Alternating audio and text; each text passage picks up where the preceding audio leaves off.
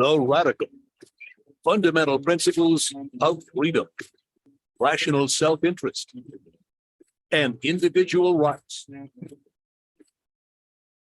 This is the Yaron Brooks Show. All right, everybody, welcome to Yaron Brooks Show. This Thursday, April 20th. Stuff that amaze me. All right. But anyway, today we've got an exciting show, I think, for everybody. Let me just make sure that this stuff works. Okay. No, it's still, give me one second. Continue. Every once in a while, everything has to be whatever. All right, there we go. All right, we've got Greg with us today, and I'm excited. I know many of you are too, and have been anticipating asking questions. So we're going to dedicate most of the show today to answering your questions. So feel free to come up with questions. As I said, anything that I've said during a show, ask a philosopher that. Well, this is your opportunity to ask a philosopher. And we're gonna start by covering a bunch of different topics and then cover you. So I'll introduce Greg quickly, but I think you all know Greg, but he's a senior scholar of philosophy at the Salem Center for Policy at the McCombs School of Business at UT Austin. He holds a Brigham Fellowship for the Study of Objectivism at the center and is the director of the center's program for objectivity and thought, action, and enterprise. Hey, Greg. Hey. To be on my favorite podcast. Oh, thank you. Thank you. That is high praise. So I appreciate that. Let's see. So Greg actually does listen to the podcast. I'm honored by that fact. So it's really nice. So let's see. I attended, when was it? I can't even tell. A month or two months ago, something like that. I attended a seminar at the center, at the Salem Center, on racism. So you do these workshops periodically. Tell us a little bit about the format, the thinking about behind it, what the purpose is, and then we can delve into the actual topics. We experiment with the format from time to time, but the idea is to get people together to talk through a topic. And there are several different types that we do. One, can everybody hear what's going on downstairs? My son's trying to get up, so. Okay, it's not picking up on the mic, that's fine. One format is what I call kind of like a powwow kind of conference. That's not really a good term for it, but where people are relatively aligned in the premises that they're coming to the issue from. Usually it's objectivist or objectivist sympathetic people, and we're just trying to think through an issue, get our process new information on it or think it through. And the workshop on racism was like that. I have another workshop on what I'm calling work to be done in ethics coming up in a couple of weeks. And most of the ones I've done this year have been like that. Others of the workshops are ones where I just try to get together a broad range of people, usually including some objectivists, besides myself, working on a topic of mutual interest. And those tend to have a format more where there are works in progress being discussed or something like that. I organized a conference, I guess it was last academic year, on work and well-being, the role of a career in one's well-being. There's a whole literature on well-being in philosophy, which I think is interesting and one of the more interesting things going on, and it doesn't talk that much about career and work. And so that the idea was to bring those topics together, and we have people who are known for their writing on well-being there, and from a range of ideological perspectives on that one. The one on racism that Yaron, you were at, was the occasion was the 60th anniversary of Rand's essay on racism, which was written in 1963. And it's soon to be the 60th anniversary of the Civil Rights Act, which was one of the things she writes about in that essay. And I had the sense there's just a lot to say there's a lot of thinking that needs to be done about what's happened in the last 60 years, what to make of the claims Rand made in hindsight and retrospect, what things was she predicting that actually occurred, how did it fit with it. And so I just got some of what I think are the smartest people in objectivism together on that, and people who have, in one way or another, a special interest or knowledge about this topic. and then just some students I was working with too, or people who were around. And we were just kind of talking the issues through. And I'm hoping that that will put us all in a better position to comment on this issue in particularly next year in 64, when I expect there's just going to be a lot of occasions for this. I hope we'll do something at OCON about it and so forth. So let me ask you, so my guess is that a lot of people listening are thinking, I mean, racism, what's there to talk about? Isn't this pretty a clear issue? We're against it. And Ayn Rand wrote the essay, and, you know, and what are the kind of the subtle or the complicated or the things we really need to talk through and think that are relevant right now, relevant today, that we have to have a position on that's not obvious? Well, one thing is, part of what really impressed me about Ayn Rand as I was writing the companion to Ayn Rand or editing the companion, but co-writing the chapter on her commentary on the events of her time, is that she didn't just have opinions on abstract issues, racism's bad, communism's bad, or whatever. She had a story of what was going on in the world, what issues were important, what trends were there, what things were coming to the fore, what was the effect of this election in knocking this issue out of the headlines and this other one in. And she had a real kind of take on the history of her time, and that was motivating her to choose the issues that she chose to talk about, to emphasize some and de-emphasize others, and to have the take she had on like who to vote for in a given election, when the election didn't matter and when it did, and what other things mattered. And understanding the role of race and racism in American politics over the past 60 years and before is, I think, something really important. I think we could rethink the role it was playing in politics in her time better with some hindsight. We saw how some of these movements developed, but also I think she made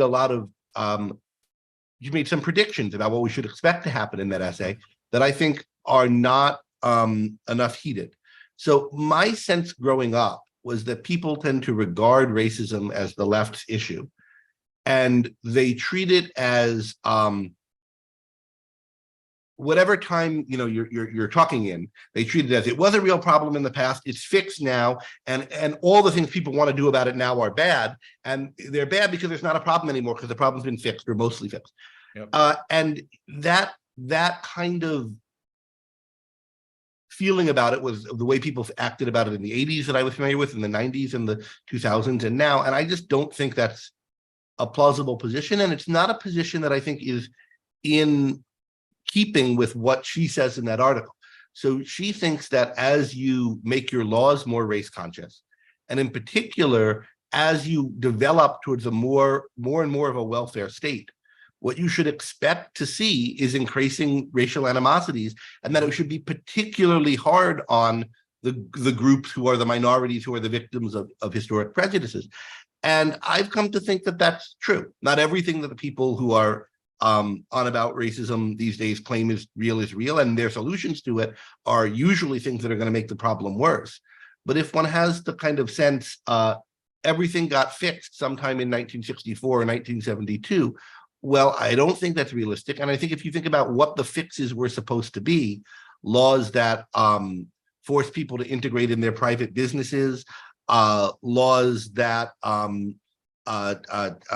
really pervert employment contracts and education and so forth, you wouldn't expect those to solve the problem. But moreover, there were things in the culture that were really good and pushing in an anti-racist direction, such that people were fed up with Jim Crow, weren't going to tolerate it anymore. And so I think it's not like everything went wrong. A lot was right about the civil rights movement, as well as some things that were wrong with the laws that came out of it and with the direction it took. So I think there's a kind of complicated historical thing going on where there's a movement that has a lot of good in it and some significant bad, and that gets worse over time. And understanding its effects on the country and the effects of the laws that it's won. And also there's something, this is going beyond Rand's piece, but there's a question as to why the movement of the 1960s and early 1960s was framed in terms of civil rights, which I think is a good and positive framing. And a lot of what they were advocating for was good and a lot better than what had been advocated for in terms of racial justice earlier than that or later in that. And so there are questions about why that was happening and how to understand this development. Yeah, and you know, clearly we're living in a period in which racial issues have become, you know, more of an issue, more of a problem, and they're really all around us.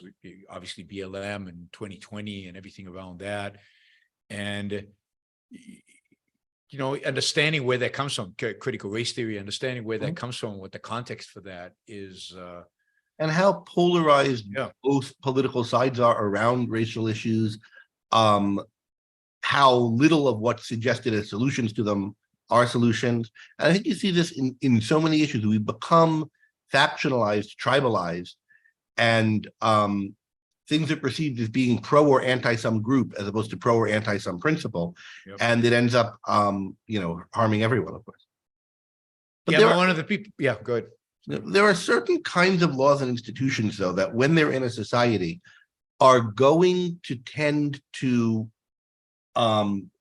magnify the effects of prejudices people have that they're not their explicit view, but they're their prejudices that they're, you know, maybe not willing to express openly, and that will tend to preserve status for people who are politically connected and knowledgeable about how to use the political system, and preserve lack of access to opportunities from people who don't.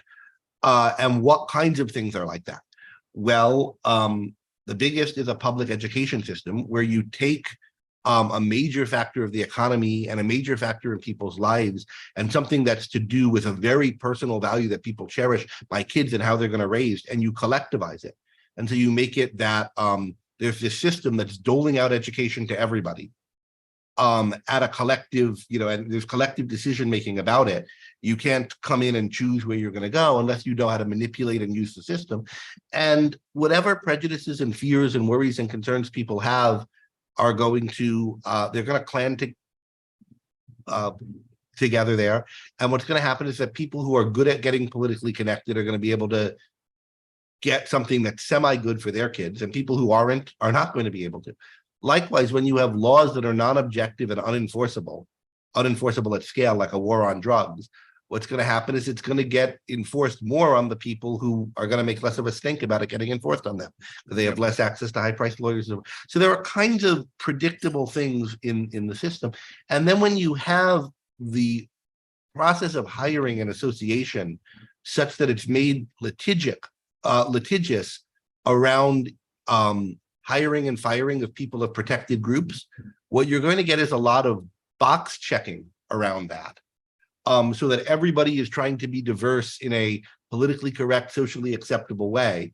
And nobody is free to do the kind of real entrepreneurial work that would be involved in having the most productive workforce you could have that integrates categories of people that weren't well integrated into it in creative, dynamic ways.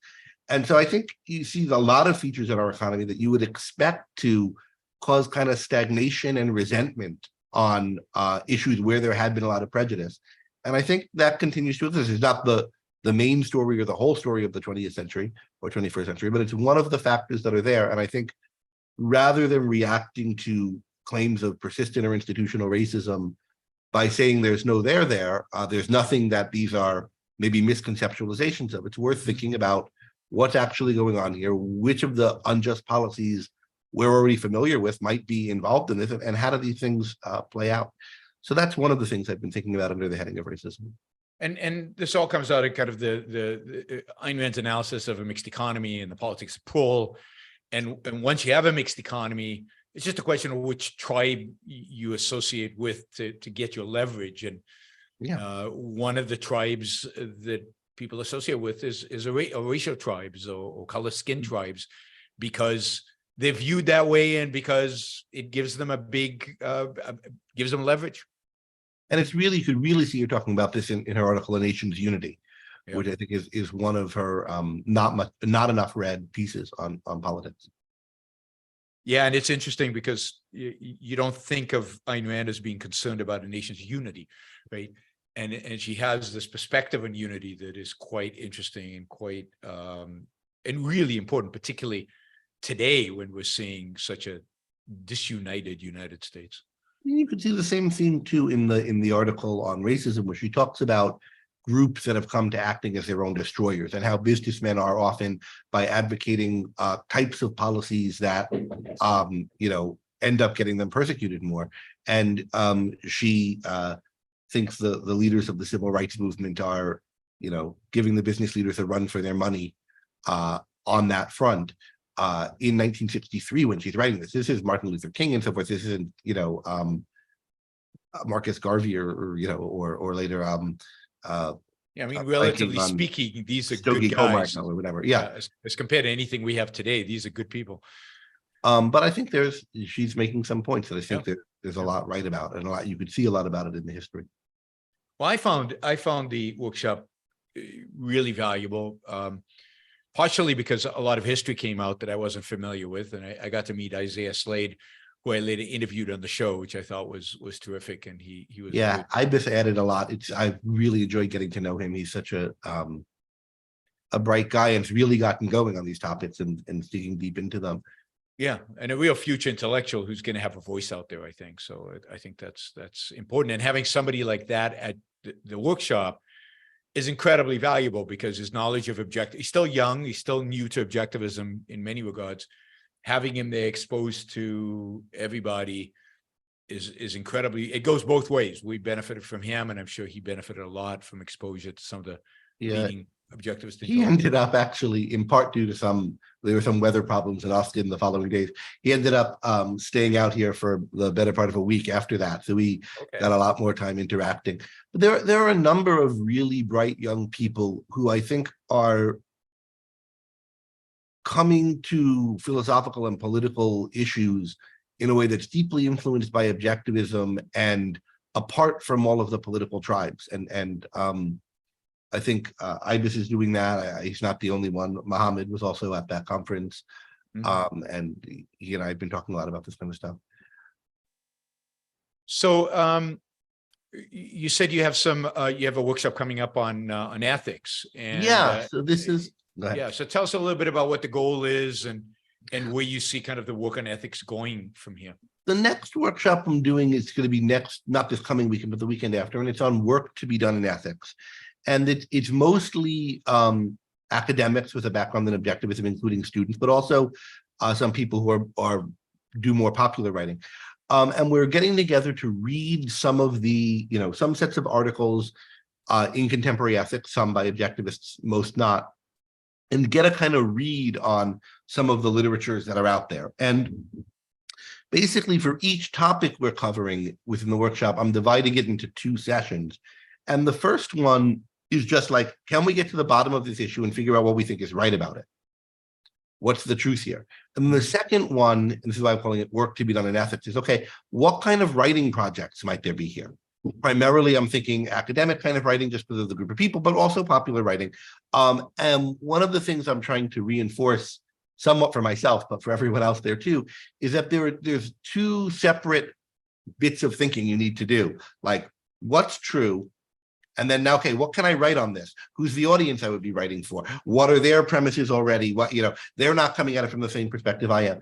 And there are a few young grad students who are interested in ethics who are going to be part of this, but also, some of the philosophers you guys are familiar with will be there. And we're just going to be sort of strategizing what areas are worth researching more, what projects might there be for writing. And this is meant to kind of inspire work going forward. And here, do you mean, theory in terms of some of the expanding on what Rand has already written on ethics in terms of theoretical stuff, or application to culture, politics? Most of what we're doing at this workshop is theory, stuff in meta ethics. What is human well-being like? What is the role of reason in life? There's some interesting work being done on that. And the question is, how can we engage with it? How can we get some traction with that work? But there are also two fields where there are a number of people doing more applied work in ethics. One of them, there are concentrations. One of them is bioethics and medical ethics. There are just a few people who have found niches doing early in their careers doing work on that. And the other is business ethics. And as it happens, just who was available for this conference, most of the business ethics people couldn't get here, and the medical ethics people could. So we're doing a period on issues in medical ethics and bioethics. Well, And I think we're going to have a follow-up by Zoom or something on the business ethics stuff. well, I mean, the bioethics is fascinating. I mean, I mentioned today the article today on the show, the article. I don't know if you've heard the news show this morning about taking a skin cell and turning it into I mean, it's fascinating stuff, and gene editing. I mean, there's so much that is going to happen that is going to push the boundaries of how we think about human beings, about reproduction, about design of babies. I think in the next 20, 30 years. Yeah, I remember when the mouse stem cell study first came out, because my wife and I were trying to get pregnant and trying by artificial means, and the problem was getting enough eggs. Like, yeah, maybe we could just do this, but of course it's far off. And now the idea that they could do it, you know, male or female, and make eggs, really exciting. Yeah, I think so. And but also raises ethical issues. So I think it's an exciting time to be in that field, as some of these boundaries are being pushed in terms of what and how to pursue this research. There's also one, just connected to what we're doing at the conference, one thing that I don't really understand too well is in Europe, how some of the doctoral programs and postdocs work is that people kind of, in America, you get accepted to a program and you find someone who will agree to be your dissertation supervisor when you write a dissertation. But some of what happens in Europe is you're accepted into a particular program to work on a particular project. Often that's cross-disciplinary. And there are a couple of people who've been through the OAC who are in these kind of programs, and their doctoral research is associated with some ongoing multidisciplinary project to do with bioethics. And research on environmental contaminants and to what effect they might have on health and what ethical issues that raises. Or there are a couple of different things that it's not the person's own project they started in, but there are real issues in the project, and they're thinking about, how do I, you know, find work to do? How do I do things effective within these contexts? And there are a couple of people who found opportunities like this. So I think it's worth our getting our heads together to think about, what does it look like to apply the objectivist ethics in these kinds of situations? Yeah, absolutely. All right, so we got a few questions, I think, here on the racism issue. So we may as well just jump into those. Okay. And we could talk about Adam, later conferences later. Yeah, we can talk. We can go in and out of the questions. Adam has a question. Thank you, Adam. That's very generous of you. Did Rand discuss or delineate between racism, hating someone based on race, versus prejudice, that is coming across a menacing looking person, you know, being a grandmother in a dark alley? Does the view, does she view prejudgment versus racism of an individual based on a class such as age, race as rational? She doesn't, to my knowledge, talk about that. In the article on racism, she has a very wide conception of racism. So it's basically ascribing moral characteristics to people based on their lineage. So it's not even, you know, black, white, or as large as what you might call a race, the Japanese, the English, the whatever. If you think he's from a good family and therefore his genes are such that he's probably a mensch or whatever, you know, that's the same thing. She in fact called family values a kind of mini racism. And so one of the things we talked about is, you know, okay, granted that there's this broad kind of racism of biological determinism, what are the other concepts that we, you know, might call racism, and how do they relate? But she does, if you're talking about snap judgments you might make of somebody based on their appearance, she certainly does talk about that. I mean, she thinks that's what an emotion is, right? It's a snap assessment you have of something based upon, you know, automatically calculated by your subconscious based upon, you know, what appears to you. And you could have them for people, and the various things about them can trigger you in people. I don't think those emotions as such are either rational or irrational, but you have to think about how to act on them. Can you trust them? You can't regard them as a source of knowledge. You might have to act on your emotions in a, you know, if you have a split-second decision to make, that's what they're there for, but you need to recognize that they're not accurate. And I think, now this isn't something Rand says herself, but if you're in a situation, you're in a career, for example, where you're finding that you often have to act on snap judgments, you know, someone who runs into burning buildings and has to rescue people, or a police officer, or whatever it might be, then you might really want to think about what you can do to tune these kind of snap judgments to be more accurate. And I think it's a psychological question what you can do and what works and what doesn't, and et cetera. I think part of what he's asking is, so if you're in a dark alley and you're in a city where disproportionately crime is committed by Black people, let's say, or so members of particular ethnicity or race or something, and somebody of that ethnicity approaches you, is it irrational to take into account that ethnic background or that color skin in deciding whether to cross the street or to run away or to do whatever, whether that's the emotion or whether rationally, if you even if you're doing it slow down. Yeah. I mean, if we're talking about, you have time to make a rational assessment of it, right? You have time to think it through. You always have so much other information besides the color of their skin and their physiognomy. How are they walking? Are they moving towards you quickly or slowly? How are they dressed? What else is going on? Are they looking right at you or looking away? And I suspect that people are over-influenced by racial stereotypes and these things, but of course you should take into account all the information you have. I just wonder that people sometimes think that's what they're doing and it's not. Yeah, and they come to snap decisions, or they base their decisions on emotions. They're not actually using reason in making those, coming to the conclusions. All right, thank you, Adam. We got another Adam.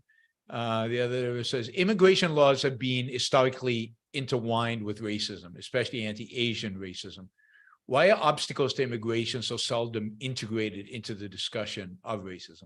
I think that's a really good point. It's a good point on a few levels. So first of all, we have the Chinese Exclusion Act, which was awful. And you've had other, the whole history of debates over immigration have had to do with race. But also there's another way in which it affects it. If you have laws on the books that say that you can't racially discriminate, right? Then I think that is a reason for people to be less open to immigration.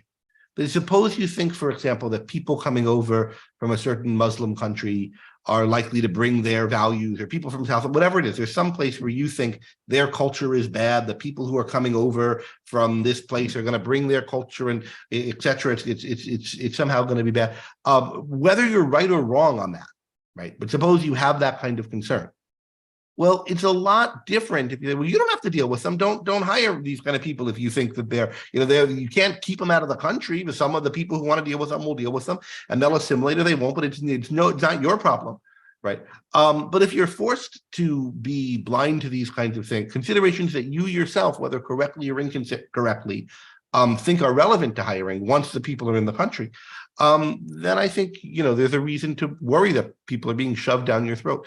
The less you have freedom of the association, the more plausibility there is to resentment of people being feeling like they're forced down. So I think these issues are really connected. And I think most of the opposition, or very much of the opposition to immigration, does come from racial prejudices that I think are unjustified and wrong.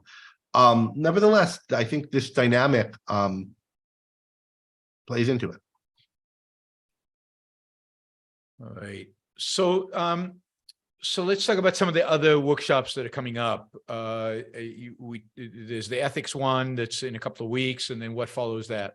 So we have two that we're doing in June that you're coming out for. Yep. A few other people are on. I usually don't talk about these publicly, but anyway, we are. So one is on philosophy of economics, and the occasion for that is there are a couple of people in graduate programs in economics are going into economics, and I believe we're going to get Rob Tarr out for that. Last I spoke to him, he was going to come. And we're going to talk about kind of issues at the intersection of philosophy and economics that are of particular interest to objectivists or people with a background in objectivism, particularly given the kinds of economics that they're likely to study and the places they're going to study them. And then the other one that's connected to that only in that there's a lot of common interest is we want to get some people together to think about the role of probability, mathematics, statistics in good reasoning. and ways to go right and wrong with that. There's a lot of emphasis on Bayesianism in the kind of so-called rationalist community coming out of Silicon Valley and elsewhere. A lot of these people are very influenced by Karl Popper and others. Of course, David Deutsch is a big influence on them as a kind of transmission belt from Popper. For people who've read his book, there's been some books that I think have a lot right about them. Like there's a book, The Scout Mindset, by I forget her name, on thinking kind of rationally rather than defensively. But there's a lot of ways that they're thinking about using probability that I find kind of dubious, and others that seem like there's something right about them, but also something's wrong about them. And so I know you've had the same observation, and others haven't. And probability's been discussed by objectivist epistemologists here and there over the years, but not, I think, really gone to enough depth about. And so this is a gathering of people who either know epistemology well and or know the use of stats well for one reason or another to do with what field they're in, and in some cases both. And we're going to try to think that issue through. So that's another one. Yeah, I'm looking forward to both of those. I mean, the stat one also, it kind of rose to my attention because I read Pinker's book. That's right. Yeah. On rationality, and really for Steven Pinker, rationality thinking generally comprises of basically doing probabilities, or a big chunk of what he considers thinking is getting the probabilities right. And I know a lot of people who think that way, and almost all of them people in the financial world where you do a lot of probabilities, and who are good poker players. Again, because poker is a probability game. It's about knowing the probabilities of every hand, and that intersection about what constitutes what epistemological status does probability have, I think is very interesting. And in some cases, some of what people are suggesting or talking about around probability, in cases where I don't think it's literally correct, strikes me as a kind of too concrete version of something that is correct more abstractly. Like when you're doing a certain kind of thing, you want to track probabilities literally and think about, well, how often did my predictions come out? Did all the things I thought were 30% likely, did a third of them come out right or not? And then how am I going to adjust? This is the kind of thing you see Scott Alexander talking a lot about. That kind of thinking seems to be just right for certain kinds of things. Yeah. If you're making predictions, for example. For other kinds of thinking, I think it's not plausible, but there is something that you need to be doing that's a kind of, that's the version of it in some fields. What's the version of it in others? What's the abstraction? What does it look like to be checking, integrating your work over time, error checking, and refining your methods of knowing and judging? Yes, I mean, I think there's a lot of work to be done in that area that objectivists haven't yet done yet. And then there's been some relationship to it, but there's still a lot of work to be done. And then in places where there's literal stats, that you need to use, not just you put a number on your hunches, which I think is too much of what goes on in the rationality community, but where you're actually doing regressions and things. What's good and bad use of statistics, and you've had some shows on this that have been really good. Yeah, I mean, I think I'm fairly good at catching some of the bad uses of statistics, but more of it on a practical level. But again, there's a lot of thinking, and there's a lot of, there has been a lot of work done by non-objectivists about how to lie with statistics and how statistics can be distorted, and a lot of that work is good work. It's true. Apollo Zeus says Annie Duke. Yes, Annie. I know Annie Duke. Annie Duke is she won the world championship at poker a couple of times. She's the most famous female poker player, and I have a book here signed. She's a friend, so she's a character. She would be interesting to talk to her about statistics and how she runs the odds in her mind as she's playing poker. I mean, you need a unique mind to do that. I don't know. Do you play poker, Greg? Not well. Not well. I don't play it well. I enjoy it because of the banter. I enjoy harassing the other poker player and trying to get under their skin. But other than that, I'm not a very good poker player. There was a period when the App Store first came out on the iPhone, when one of the couple of apps was Texas Hold'em, and I was playing it a lot as I was going to bed, just to try to turn my mind off. And I got better at it then. And I remember I went to Vegas. I was at Vegas for something, and I sat at a table and just kind of sat and hardly bet until I had a really good hand and won a few $100, and then decided I'm never playing again for money. I'm up, and that's that's about as good as I could hope for. Yeah. Well, Really, that I wasn't reminds very me, I should pitch OCON to this crowd. You guys should all come to OCON. And one of the fun things we do at OCON is play poker. So there is a poker tournament, which is Both Yaron and I aren't saying we're not very good. We might be trying to hustle you. That's true. That's true. And I do play in the OCON games, and I do try to get under people's skin. And I think I'm quite effective at it. So it's a lot of fun. There's a lot of banter that goes on, which is fun.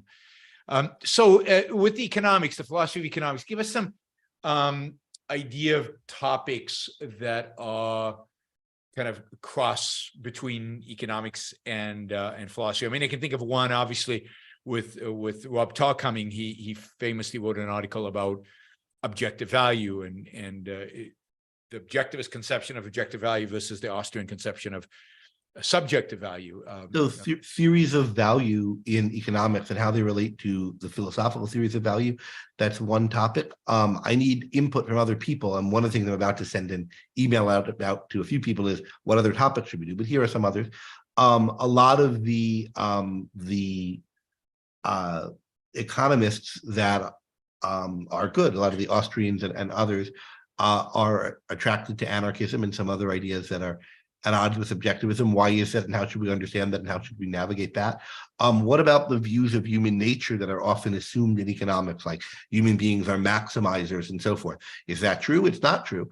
Okay, well then, is it wrong that it be in economics? Is it an approximation that's good enough for certain purposes, not for others? How does one use it? What about the ways that are kind of like quasi-economic, that people try to model things like in, for example, public choice theory or various types of game theory that are applied to foreign policy for realpolitik? Is this a valid kind of method or not? Is it valid in some cases and not in other cases? How does it relate to more principled ways of thinking about foreign policy where you take seriously good and evil? Behind a lot of these things is a kind of assumption that there's a particular way that people are motivated and that it's kind of uniform across people, but that's not true. So how much does it matter that that's not true? And for which of these cases does it? What would an economics that took more seriously volition and the diversity of values look like? What is value formation, and how does that relate to theories of value in economics, going back to Tarr's work, to the Rob Tarr's paper? To what extent do you find, how is Rand's view of value distinctive, particularly with regards to the idea that it's not all some fixed end and you just calculate the means to some end that we all share? People have different values, some rational and some irrational. What is it for a value to be rational? How is it formed? And so forth. Yeah, I mean, I think when you read What is Capitalism, it's astounding how epistemological that article is. And so there's a whole question about the relationship between epistemology and economics, whether it's around objective values. We might talk also, about. I think it's interesting to talk about the whole behavioral economics literature, the biases, the Kalman and others who have documented kind of biases that people have. And that connects to the rationale, to the numbers and math and rationality topic, insofar as a lot of those biases are statistical biases. Also, as it turns out, this is bridging conferences, but some of the work being done by the people interested in bioethics has to do with biases and biases in research. So we're going to be talking about interesting. Yeah, at the conference in a couple of weeks. Yep. Yes, the whole behavioral biases thing is a big deal in academia and in a lot of different fields. I mean, okay, let's go back to the questions. Andrew asks, can Greg expound on man's life as the ethical standard and each man's life as his purpose? Are those two principles in different contexts, or are they connected? Oh, I think they're connected. So for each person, his own life is his purpose. I think that's equivalent to his happiness being his purpose, but because happiness is the emotional state you feel when you're succeeding at living, when your life is going well, when you're living in a way that's going to sustain you over time. when your joys are non-contradictory because all your values are pulling in the same direction. So that is the purpose as an individual's life or happiness. The standard is man's life, and the standard is abstract, where the purpose is concrete. The standard is like a principle for about a type of thing, human beings, that you use to create a particular thing, a life for yourself. So if you're a doctor that's operating on somebody's body, your goal is that person's health, right? That's what you're trying to achieve, but you work out how to achieve it by the standard of human health. You know what a spleen is for in general, if it's for anything, and how the heart's meant to work in general for a human being, and you use that knowledge to guide you to help fix up this particular person. Likewise, you use knowledge of human life in general, what kind of thing it is, what components it needs to make your own life better, to make a human life for yourself. The one thing I'd want to kind of add to that that's maybe a little less obvious, that has been more and more part of my thinking on this topic lately, is, and which isn't as obviously suggested by the medical analogy, is how much creativity is involved in coming up with a life for yourself, in pursuing your own life. In the healthcare case, you might think there's one way the organs are supposed to function, and if yours aren't, I'm going to try to steer them into that niche, or apply drugs or surgery as needed to get it into that niche, and it's all the same for everybody. But what makes a human life work is much more abstract than that. There's, at a concrete level, no one way we all live. To get that there's one way that human beings live, you have to go very abstract. We have to be rational. We have to be productive. We have to be purposeful. Therefore, our life has to be organized around goals, not haphazard. And those goals have to be productive, at least the central ones. Otherwise, we're going to quickly run out of resources, and then everything will be pulling against one another. We need to be just and have the other virtues. But these are very, very abstract. You can, be a herding sheep, or writing philosophy books, or composing a symphony, or baking a loaf of bread, and any of these things could be your avocation, or a parent, or whatever, and you can still deal with these principles. So a lot of what's involved in making your own life for yourself is coming up with a life for yourself. One of the cardinal values for Rand is purpose. And purpose is your choice of the happiness, which your reason is going to proceed to achieve. And I don't think that choice is just you choose happiness as opposed to unhappiness or not making a choice at all. No, you choose like this is what my life's going to be about. And the principles of ethics, I think of as sort of like the principles of composition. Like if you're making an artwork, you're going to make your own specific artwork. You're writing Atlas Shrugged, you're painting the Mona Lisa, you're writing this song, or sculpting the David. There's some particular sculpture you're making with a theme, and everything's integrated around that. And the principles of art are about how to do that, how to make whatever thing you're making well, so that it functions as a sculpture, as an artwork.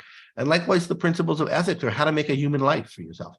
What principles does it have to hang together into a self-sustaining whole that will sustain you across a human lifespan, enable you to live, enable you to be happy? All right. Thank you, Andrew. Oh, wow. Okay. This is from India. Hello from India. In Rand's novels, people are black or white, heroes or villains. But in the real world, a person's psychology, knowledge, and context make it difficult to slot them so. Young readers get confused and can be obnoxious towards people around them. Any thoughts? This is funny. We were just talking about this before the show started, about how young objectivists have a hard time categorizing people, and they treat them inappropriately as a consequence of this. Yeah, I don't think you could overstate the extent to which this is true in Rand's novels. There are complex characters. Gail Winan, hero or villain? Well, elements of each. Even Guy Franklin, overall bad guy, but has some real redeeming characteristics that set him apart from some of the others. Reardon throughout most of the novel. Right? Henry Reardon, a hero, but acting on the wrong principles, and Daphne Taggart for that matter, and acting self-destructively. He's the guiltiest man in a room, according to Francisco, a room that includes Jim Taggart, right, and Wesley Mouse, and all kinds of really horrible people. So it's not there's more. It's not everyone's all black or all white in her novels. It's that the gray that there is, the complexity is resolvable down into bits of black and white, kind of like with Yaron's shirt, you know. And you don't need that many steps to do the resolving. In real life, I think it's a lot more complicated, a lot more steps, a lot more subtleties. I think it is ultimately resolvable into this act was good or bad. This aspect of this person's character is good or bad. This part of their life, their professional life, their family life, their romantic life, their whatever is good or bad. But it takes work to sort those things out. And it might be, you know, pretty small compartments you have to get down to get to where they're pure one or pure the other. And there's a lot of thinking about how the different factors interact. I think that's true. And it's, you know, it's part of what one learns in learning how to judge people. Rand has an article on the cult of moral grayness that talks a bit about this. Well, and I think for young people who've just been exposed to objectivism or just studying objectivism, it is objectively very difficult. You're trying to do the kind of work that Greg described, but you don't have the experience. You're 16, 17, 18, 20. Mm-hmm. You don't know exactly how to do it. And it's very easy to make mistakes and to be obnoxious and to treat people in ways they don't deserve because you don't have the context and you don't have the knowledge of how to apply it. But part of how you learn is by failing at it. It's by doing it and trying and falling flat on your face. And it's not like people who don't have idealistic philosophies to draw on, non-objectivists, do any better. They just regard everybody as mixed and gray, don't have very high standards, try to go along to get along, and, you know, often mess up their lives doing it. Moral judgment is really important. A lot of people don't pronounce conspicuously wrong moral judgments because they're too cowardly to make moral judgments at all. And you've got to, you know, it's an important part of life to make them, not always to shout them from the rooftops, but to be thinking about the people you meet. What's good about him? What's bad about him? What's good about her? What's bad about her? What do I want to emulate myself of his actions and support him doing? And what things do I want to not? And you know, that's, you know, most people aren't doing that kind of work.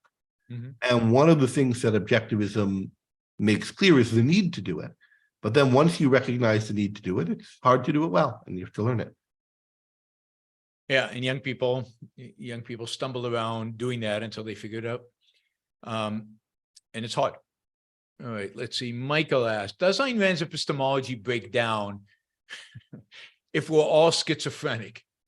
Or do schizophrenic people know how at some deep level that they're not registering reality as it actually is? I don't know. I'm not schizophrenic so far as I know. I think if everybody were schizophrenic, it would be quite a bad situation we'd be in. I assume or understand that there are degrees of schizophrenia. There are people who are in the midst of a psychotic episode and can't make sense of anything around them, or only can with the utmost of effort and, you know, a kind of heroic struggle. And there are other people who occasionally have, you know, who aren't in that situation, and you know, maybe occasionally have a hallucination but can tell that they're hallucinations.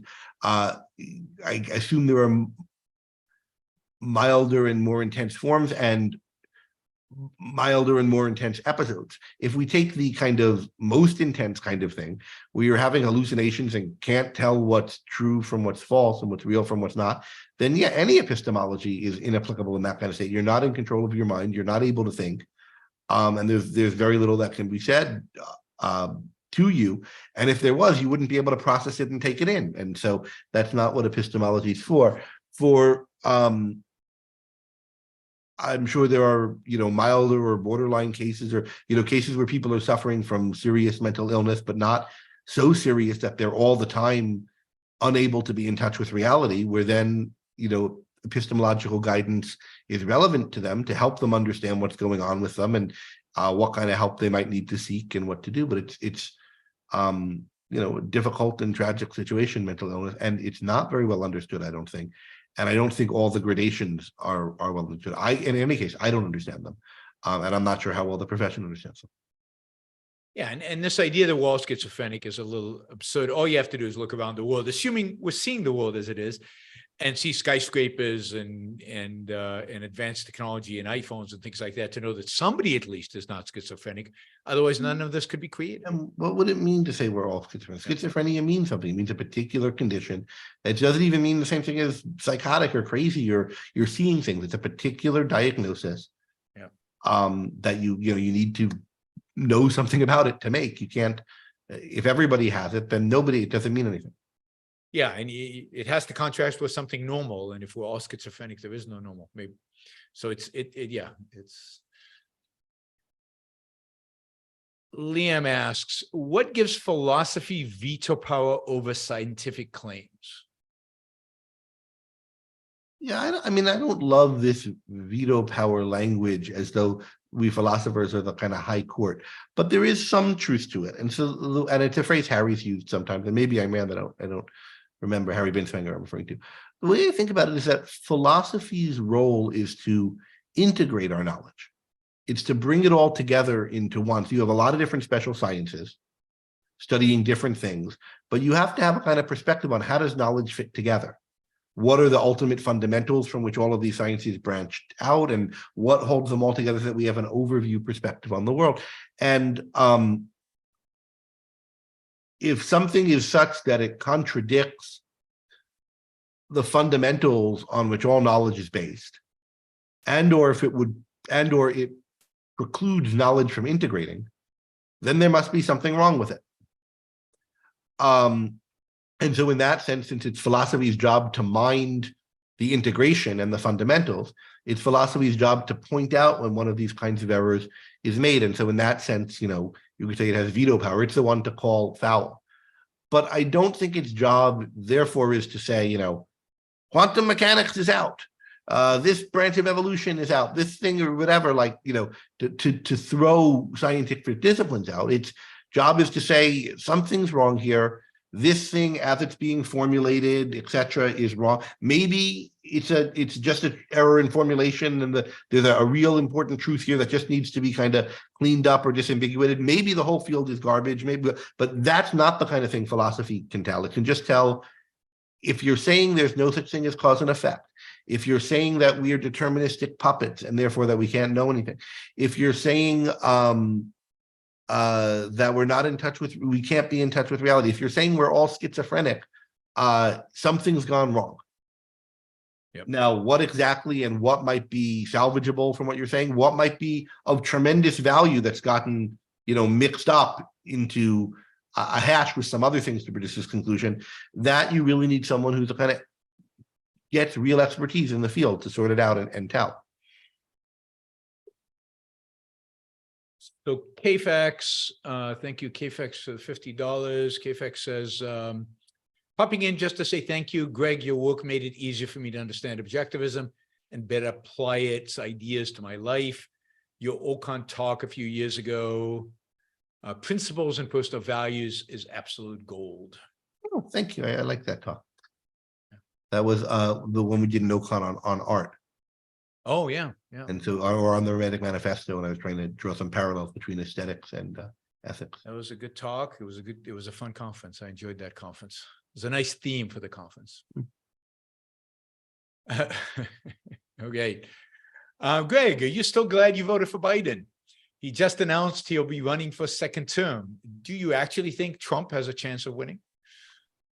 I don't know. Yeah, Trump has a chance of winning. I mean, he won once. There's a sizable number of people who love him no matter what. He does. And I think he's less than 50-50 shot of winning. But if he's the nominee, and he's not certain to be the nominee, although he's pretty likely to be. So yeah, he definitely has a shot of winning. And I hope he doesn't. Am I glad I voted for Biden? Yeah, I think it was an easy choice. Biden's awful. He's been a bad president. But he's been a bad president in pretty typical ways. There are a couple of things he did that are worse than I expected, but not by much. And a couple of things he did that are better than I expected, though again, not by much.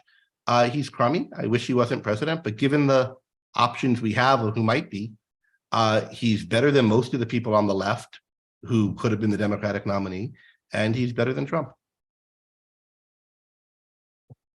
Yes. I like numbers as, is it a sanction to work with an anarcho-capitalist like Brian Caplan? I have worked with him, I should say. Did a podcast with him. You're going to do a debate with him Yep. In a bit. I don't think sanction is and work with are binary in that way. Either someone is, such that they're not to be sanctioned, and so you should never have anything to do with them, or you do have something to do with someone and it's sanctioning them. I think it's much more, you think about what is the meaning of this interaction? What am I saying by having this interaction with this person? What am I endorsing about them by doing that, and in what context? And so I do think it's a sanction if you're working with an anarcho-capitalist in any way, or even debating with them in any way that carries the implication, here we are people who are fundamentally aligned, but we have what we regard as a, intramural difference, a fairly trivial difference between us within our team. Fundamentally, we're together, but then there's this issue of difference that we have, and we're having that issue out. And when I interact with anarcho-capitalists, I very much try to explode any implication to that thing. I interact with them in the way that I would interact with a Marxist. There might be some things on which we agree, but there are a lot of things on which we don't. And I don't take the agreements as fundamental to the disagreements, except for the agreement that this kind of intellectual exchange is worth having in this context. Mm-hmm. Now, Caplan's an interesting case because he's not there. There are anarcho-capitalists who I think are fundamentally about nihilism and tearing things down, and that's their kind of thing. I think that's kind of what dominates the Mises Institute at this point, and I think it was what dominated Rothbard, who's the kind of leading light of it. I don't think of Brian Caplan as that kind of person in his motivation, and so I like Brian, where I don't like those kind of people, but I think of Brian's politics the way I think of the politics of some of the kind of leftists that I deal with, who are good on this or that issue and insightful on this or that issue, but really wrong on other issues. Good. Yeah, I was going to say that it's sanction is not exactly that, and as you said, not all anarcho-capitalists are the same. I mean, there's some people that you wouldn't want to do anything with, you wouldn't want to engage in any kind of debate with because they're such nihilists, and there are others that, like Brian, that I think that you can actually engage with on certain issues. Let's say Richard asks, is there a branch of philosophy that deals with meaning, like a combination of teleology, axiology, and semantic clarity? Can you point to any references about meaning fulfilling higher needs? Well, there are two senses of meaning, at least at work here. So philosophy of language in the 20th century, and then this kind of moved into philosophy of mind in the late 20th and 21st century, talk a lot about what it is for a word or a proposition to be meaningful, kind of semantic content kind of stuff. And so in that sense, those branches of philosophy do that. I think they tend to do it in a way that's too detached from epistemology. So they kind of think like there's something that happens in order for something to be meaningful. All right, now it's meaningful, is it true? Whereas I think that meaning is something that you abstract out from the activity of knowing. And the thing to be studying is the activity of knowing things. And if you're in the business of trying to know something, sometimes you have something that is a theory that's false, and it has meaning because of the role it's playing in being based on certain evidence and projecting in a certain way, but it gets it wrong, and so it's false. And I think that this is important to understanding what's wrong with the arbitrary and some of the things. So I think it's an important thesis of it follows from the objectivist view of knowledge that semantics and epistemology are deeply connected. Now, but you ask, I think you mean by meaning here, not just the meaning of words, although you mean to include that, but having a life be meaningful and things like that. Having your life be directed on things. And I don't think there's a named branch of philosophy that does that, but pragmatism as a school of philosophy, not as the do whatever works kind of pragmatism, although they're related, but pragmatism as a school of philosophy talks a lot about human activity, including goal-directed activity and so forth, and the processes of having meaning and so forth being connected to that. So you can see in kind of pragmatist authors a sense of how these kind of things can be related. And someone like Bob Brandom, who's a philosophy professor at Pittsburgh, where I studied, would be an example of someone who thinks along these lines. Now, I think, I don't mean to endorse this kind of view, but I do think there are connections. Knowledge is for the sake of action. I think meaning comes out of knowledge, and knowledge comes out of, is there for the sake of it. So I think it's right to see a connection between these things. The pragmatists really stress mental activity, and indeed the activity of the whole organism, so your activity in the world, as the source of all of this. But in a way that makes it subjective. So it's mental activity creates meaning, creates purpose, etc. But there's not a kind of basis for that in reality. And I think, you can think of this as a subjectivist side. The other side of the alternative tends to see meaning involves passively hitching yourself to something which is a source of meaning of one sort or another. And I think the right alternative is that you do have to kind of make meaning for yourself, both semantic meaning and purposive meaning, but you do it in a fact-based way. And there's a way to do it in a fact-based way, including based on the facts that give rise to the need for this whole activity. But I don't know of where you can find much written on it. I would say read some of the pragmatist authors for a sense of how they think these issues fit together, and maybe somewhat in the literature on well-being in philosophy, which I mentioned earlier, which I think is one of the more interesting things going on connected to philosophy these days. There's some talk about meaning in life. So what do you view as the relation between meaning and purpose? Meaning in this in the moral sense, in the purposeful sense. I mean, I think of purpose as a kind of more technical term in philosophy as I use it, and meaning as a little bit more metaphorical, but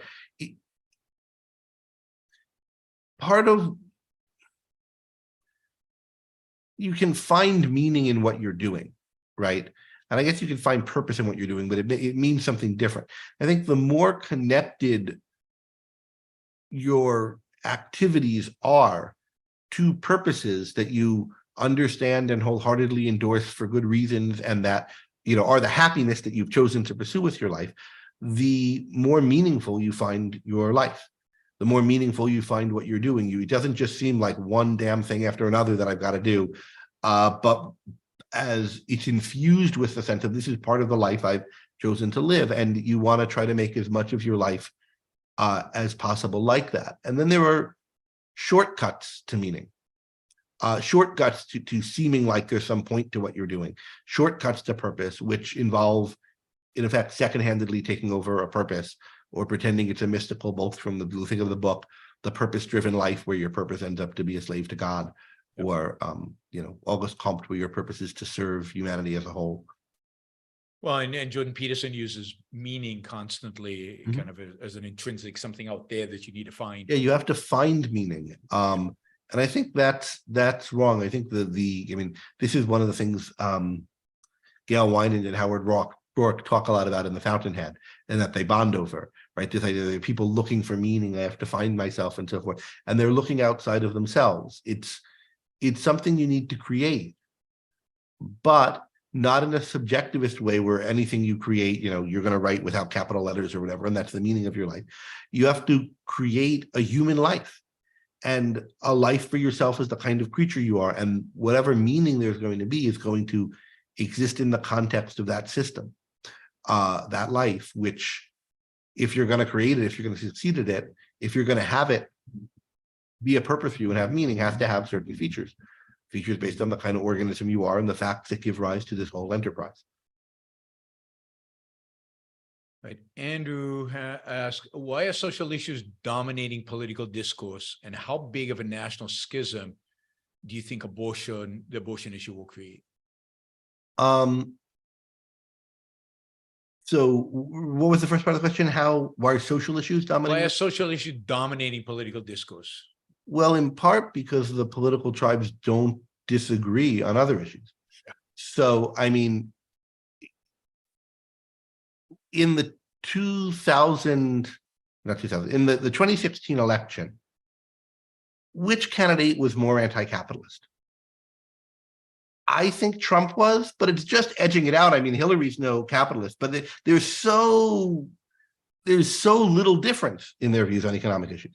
Yep. And there's no difference on their views of issues regarding rights. Not in general, one particular field, the Democrats are better on reproductive rights and the Republicans are better on certain economic rights, although not all of them. Like mineral rights, for example, they're better on. And the Democrats are worse on certain technologies, fossil fuels and the rights to do what one will with them, but, probably better on biotech, although not by much. So it's like, it's on issues of rights and things, on issues of political principle, on issues of the economy, they're not very different from one another. You have to measure it in the parts per million or parts per billion to get even the like AOC versus, whoever you'd call a centrist Republican now. What's his name? The speaker. McCarthy. Yeah, Kevin McCarthy.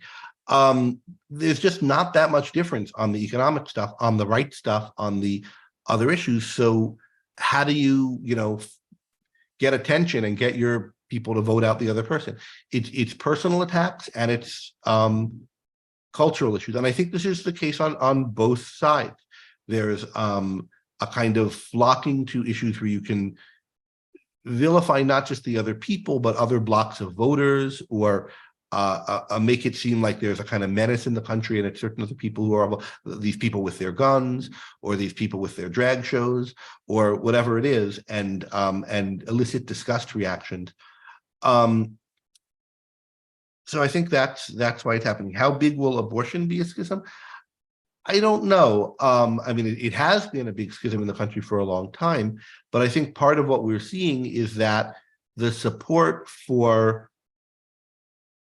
the banning of abortion is a lot weaker than the anti-abortionists thought it was. So long as the structure at the court was such that anti-abortion laws couldn't get upheld, there was a lot of enthusiasm for, as a symbolic gesture, passing these laws that pretend that embryos from the beginning are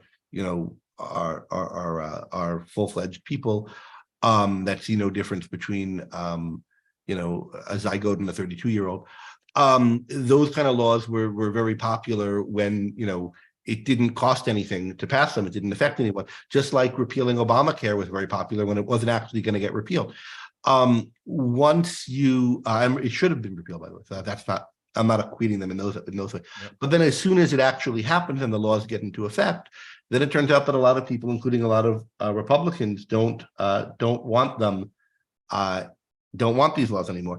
So I don't know, will the Republicans moderate? I think insofar as there's going to be a schism over this, it's going to be within the Republican Party, between the people who are, diehards on this issue. We want to ban all abortions no matter what, and we don't care if it costs us votes, and the people who are not. And one of the more positive things I could say about Trump, who's someone who I detest, is he's not a diehard about this issue. Yep. He was an opportunist anti-abortion, and now he's opportunist on telling people to back away from it. And if that side of the Republican Party wins out over the religious side of it, I think we'll probably end up with a lot of states moving to something more like a European model, where you have less abortion freedom than you ought to, but not these kind of crazy heartbeat laws and six-week laws. Well, and abortion pill laws, which is even worse. All right, but it'll take a long time to get to that better place, even if we do get to it. Yes, I agree. There's no easy path there, because so many people have committed themselves to a certain position. And it's associated with the tribe. One thing that's striking to me is how few people viewed this as an issue. There's few people within objectivism, thinking about who to vote for, yep, viewed this as an issue in 2016, in 2008, or whatever, 12, all the different elections. I have viewed it as a significant issue for a long time. I thought we were a justice or two away from losing Roe, and I thought that we would lose it if Trump won the first term. Well, and to this day, I think there are a lot of even objectivists who think Trump's greatest achievement is the Supreme Court. So I just don't think people put enough weight on this issue of abortion, particularly men. Don't put enough weight on this issue of abortion. And of course, the person who put the most weight on it and who taught us the importance of this to some extent is Ayn Rand. I mean, she didn't vote for somebody like, I mean, Ronald Reagan right now seems like a saint. He seems like, what wouldn't we give to have a Ronald Reagan running for president right now? And yet Ayn Rand didn't vote for him primarily because not only, but primarily because of this issue of abortion. Yeah, and I think the big part of that we should recognize in thinking about Reagan is what he represented, because the good about Ronald Reagan was in a way happening anyway. It needed a figure to coalesce around, but there was a real pro-market, anti-statist backlash. And you could see that we had Thatcher in England, we had Fraser in Australia. It was this kind of international thing that was happening. Reagan was the guy who had coalesced around in America. It could have been around someone else, or so we might have thought. And part of what his legacy is, I think the central to his legacy isn't the economic liberties that are associated with him, which we're looking for a political champion, but the merging of that with religionism. And it might have been that just where the culture was that was the only way it was going to happen. And, if it wasn't Reagan, it would have been someone else. But whether that's true or not, that's what his candidacy, I think, represented historically. That's what his winning the Republican primary represented historically. And that's I think why she was Reagan was such an issue for her.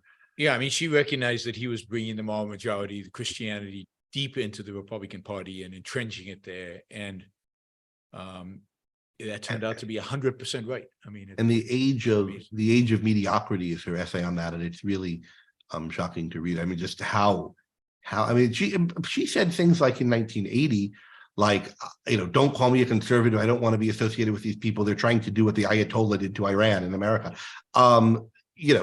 She was not a moderate on this kind of issue. No. But as to the court, I mean, I liked the previous Supreme Court. I liked the court with Kennedy. It wasn't going to stick for very long. It just so happened that the forces were arrayed in a place that kept it in a relatively good stasis, where the best parts of the Republican appointed justices act as a stay on the worst part of the Democrat appointed justices, and the best part of the Democrat appointed justices act as a stay on the worst part of the Republican appointed justices. We have to see where the new equilibrium is. There are some good things about this court, but some really bad things. And, we have to see where it shakes out. But the overturning of Roe was, I think, a real horror. And part of what was so horrible about it is that it did it while casting shade on the Lochner court. So it was like, you could imagine a kind of conservative who at least is applauding the better things about conservatism past and wants to bring that back, but is indifferent to social issues. But what it's saying is, just like we realize there are no rights in the economic realm, there's no right to your body either. And that is really disgusting. Yep. And Alito has a special place in hell for that. But I mean, all of them really. Yeah, Alito, I think, is particularly bad. It will be interesting what they do tomorrow, because we should hear tomorrow about the abortion pill. I mean, the fact that they had to delay it means there's a debate going on. I thought there was a chance that unanimously they would throw out the Texas ruling. I'm expecting they will end up throwing out the Texas ruling, but who knows with these people? Yeah, exactly. James says, when is it fair to say you're in a lifeboat scenario and can initiate force for your own survival? When free speech is when free speech is abolished? This strikes me as too abstract to really answer this way, because it's not like so you're in USSR and free speech has been abolished. Well, you don't just start killing people left and right. I mean, you've got to think about, like, what specific situation are you in where you think that you can, in order to survive, it's zero sum. And there are some situations under dictatorship where it happens, but not most of them, not most of the time. All right. In general, though, for something to be a lifeboat scenario, it has to be short-lived. It has to be a kind of emergency where if only you get out of this situation, you'll be able to go back to living a normal life by the normal rules. And something makes it impossible in this situation, which you can get out of by doing X. So if you're in a situation where like you're at the border and you could escape the USSR or North Korea or wherever by doing this thing that would otherwise be immoral and would involve harming someone else. And then once you're on the other side, life starts again. Those are the kind of situations where we can come up with examples and weigh them. But if it's, you're going to go on being a slave in a slave pen, that's not an emergency scenario. That's a scenario where life's just impossible. And morality maybe doesn't apply, but not in the way of a lifeboat. Lifeboats are exceptional contingencies that you can end and therefore get back to the business of living. I mean, it strikes me that the question really is asking, when is it okay to start a revolution? Because it brings in the free speech issue. So, when do we get to the point where we can initiate force in order to liberate ourselves? Yeah, yeah, I think that's right. But then I'm very skeptical of revolutions by force. I think they're very rarely necessary when they're possible. Yeah. You need to have enough people to win, and not just to win, but that are going to be able to cohere and create a stable system of government afterwards. And I can only really think of one case in history where I'm certain it was justified. And that was the American Revolution. And that wasn't a whole bunch of people rising up and forming. That was local governments declaring themselves independent of another wider government that they were, subservient to. And I'm sure there are probably other cases like that. I just where that might be similarly justified. The other ones I can think of, though, weren't actually violent. They were protest movements or things like that. Usually freedom has come about by relatively slow transition, and then the creation of some kind of parliamentary body, and that parliamentary body then asserting its authority over an autocratic, like, the parliament versus the king and things like this, rather than guerrilla warfare type things. Maybe it could happen, but it's hard to come up with a case. Almost all the time, the fact that you need to use guerrilla kind of warfare tactics shows that you're not in a place that is capable of free government if you won, that there's not a population that's capable of that. Fred Harper asks, since ITOE, have you noticed in university philosophy course teaching the idea of induction and unit measurement omission, as Peikoff has spoken on, like in Logical Leap and Axioms of Induction? Well, since ITOE was published before I was born, so Yeah. I wasn't in a position to observe, Before. a change afterwards. I don't think it's widely read by people in philosophy department, so I don't think it had that kind of an influence.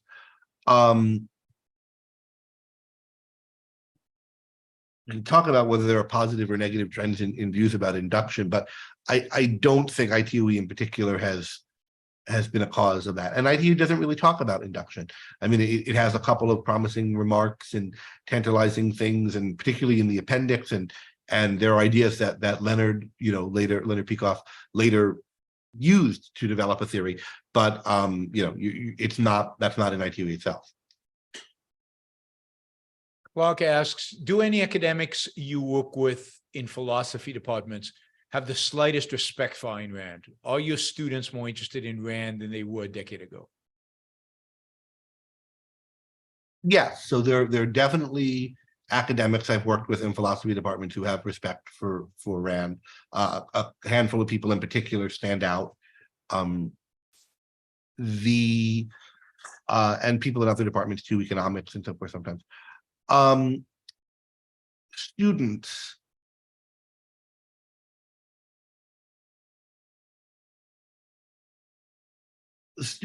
in classes where I teach her are usually, and I never teach a whole course on her. It's always, we're teaching a survey of figures' views on the topic, and she'll be one of them.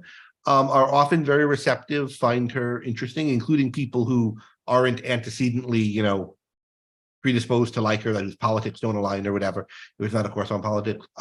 It's hard to tell how much they're influenced by thinking I like her and what will the professor want. Although I'm surprised by how often students don't know which views I endorse and which views I don't. I try not to tell them, but I think I could always tell, so I would have thought they could.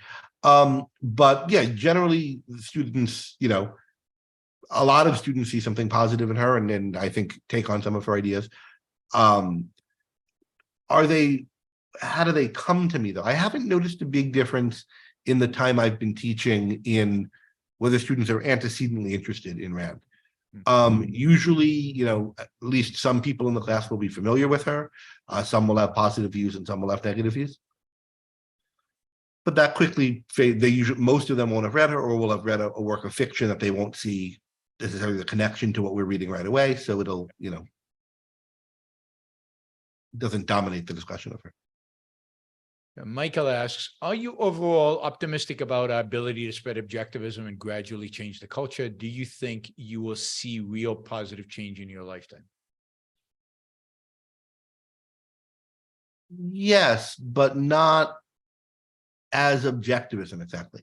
So I'm optimistic about, and this is the thing I think matters anyway, I'm optimistic about the ability of objectivists to move the conversations in the right direction, to make the conversation better.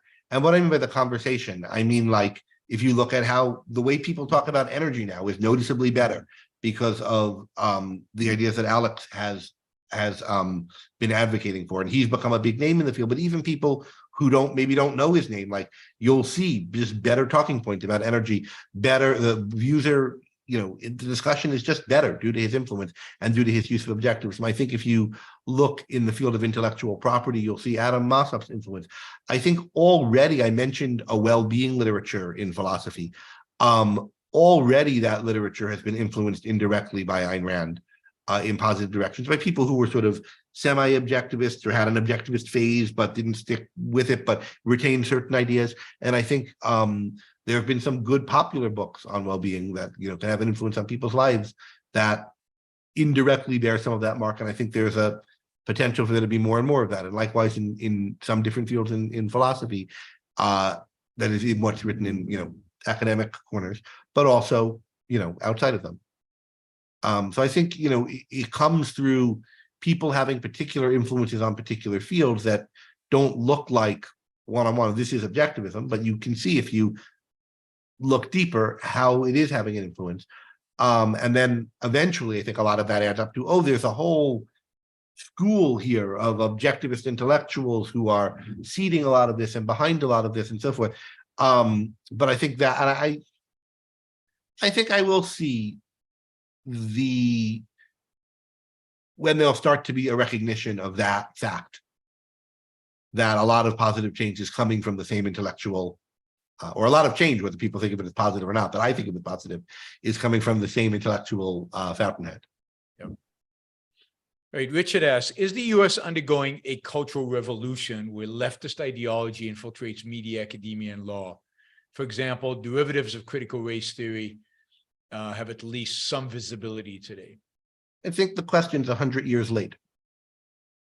I think it happened. It happened a long time ago. In addition to influencing, law, media, and other things, it influenced churches, it influenced parenting, it influenced a whole lot of other things. Mm-hmm. And it's metastasized a long time ago. 100 years maybe is too much, but certainly by the 60s it had, and some of it, more than 100 years ago. I think now the same kinds of ideas are all over the place, and they're reproducing themselves all over the place in pulpits, in conservative think tanks, in leftist think tanks, in university departments, with minor variations. Just like the same ideas were reproducing themselves amongst fascists and communists in the early 20th centuries with minor variations. It wasn't the fascists were all getting it from the communists or the communists all from the fascists. There was an overall direction where it started, I think, I don't know, because Hegel was before Marx, but and Fichte and all these people, but these kinds of wellsprings of bad ideas had gotten into all the main organs of the culture including the organs that see themselves as opposed to one another. And the process by which they fought one another was just adopting slight variations of one another's bad ideas. So I don't think there's a kind of particular acceleration where bad leftist ideas are moving from campus to other parts of life. They've been there, and they're developing along their trajectory there, both in left and right bastions. Now, if we talk about specific ideas like the particular ideas about the environment or about diversity and particular ways of looking at it, yeah, then you can chart a course of this particular idea spread from campus to this place at this time. But I don't think that's the main story of what's happening with the culture. I think the main story is things that are deeper wrong that did ultimately, spread from academic institutions outward, but that the bulk of that work was done a long time ago. All right. Hopper Campbell asks, is there anything you think Yaron could be doing better? I don't know if there was. Maybe I should. If there was, I'd have told him already. Yaron and I are friends. I really like this show.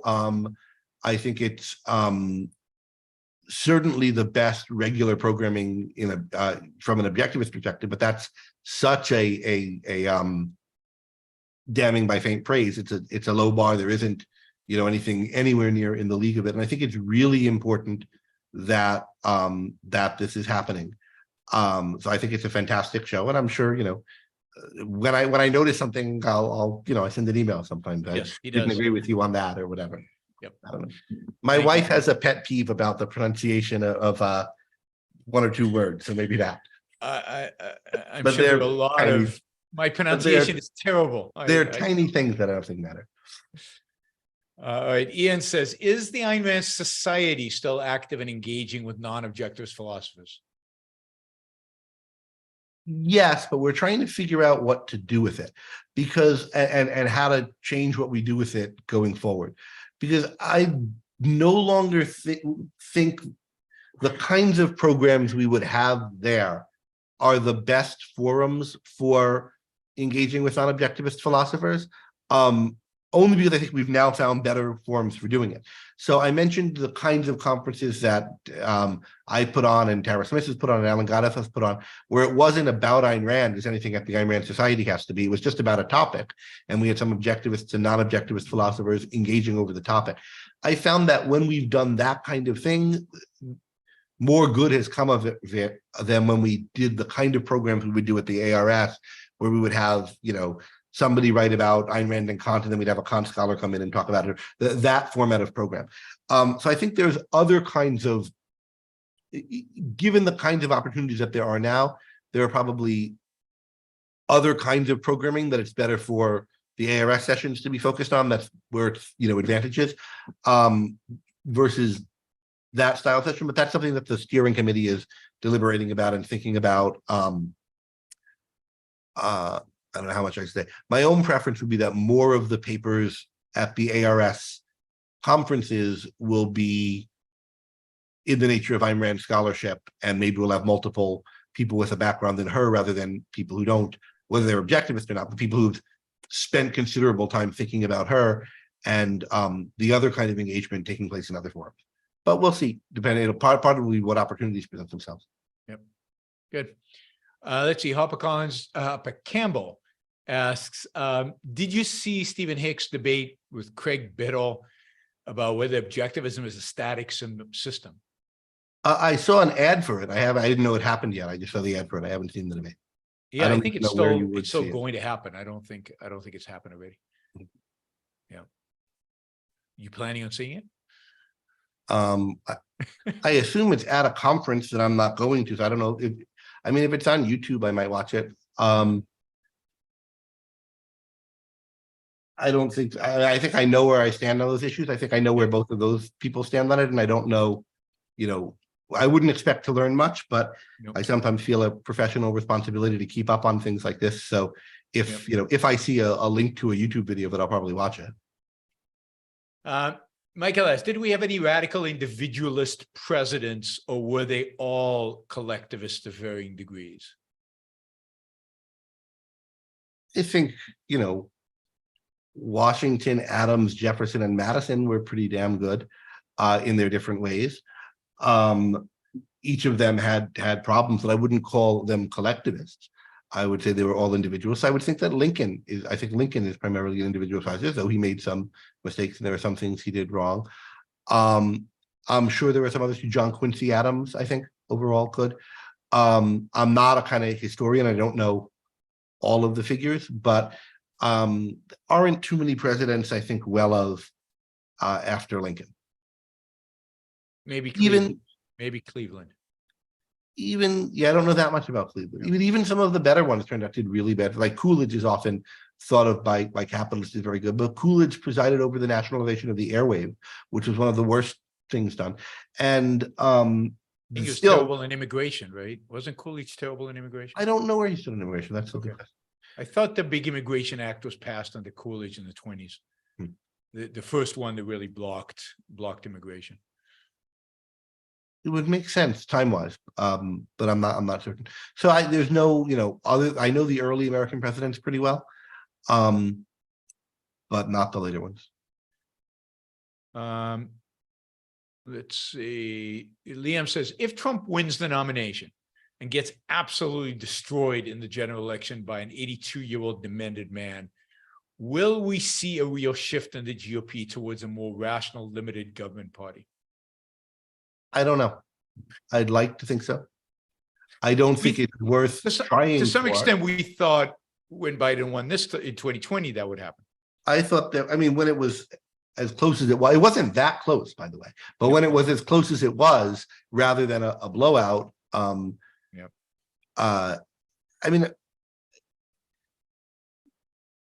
when Trump won the Republican nomination in 2016, I think it showed that America was a less good country than most of us thought it was.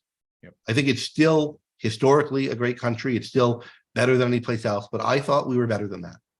Yep. And given that he won that, given that it was possible for him to both win the nomination and then win the presidency, but even winning the nomination, I think, was the more important thing. Nothing else that's happened since should be too surprising. Nothing really that happened with him surprised me since then. A country that's willing to vote for him once will be willing to vote for him again. And I think everything that happened, people who were surprised by it were kidding themselves. I think the response to COVID, the response to losing in 2020, all of that was baked into what we knew he was by the time he won the nomination. So what will snap people out of it?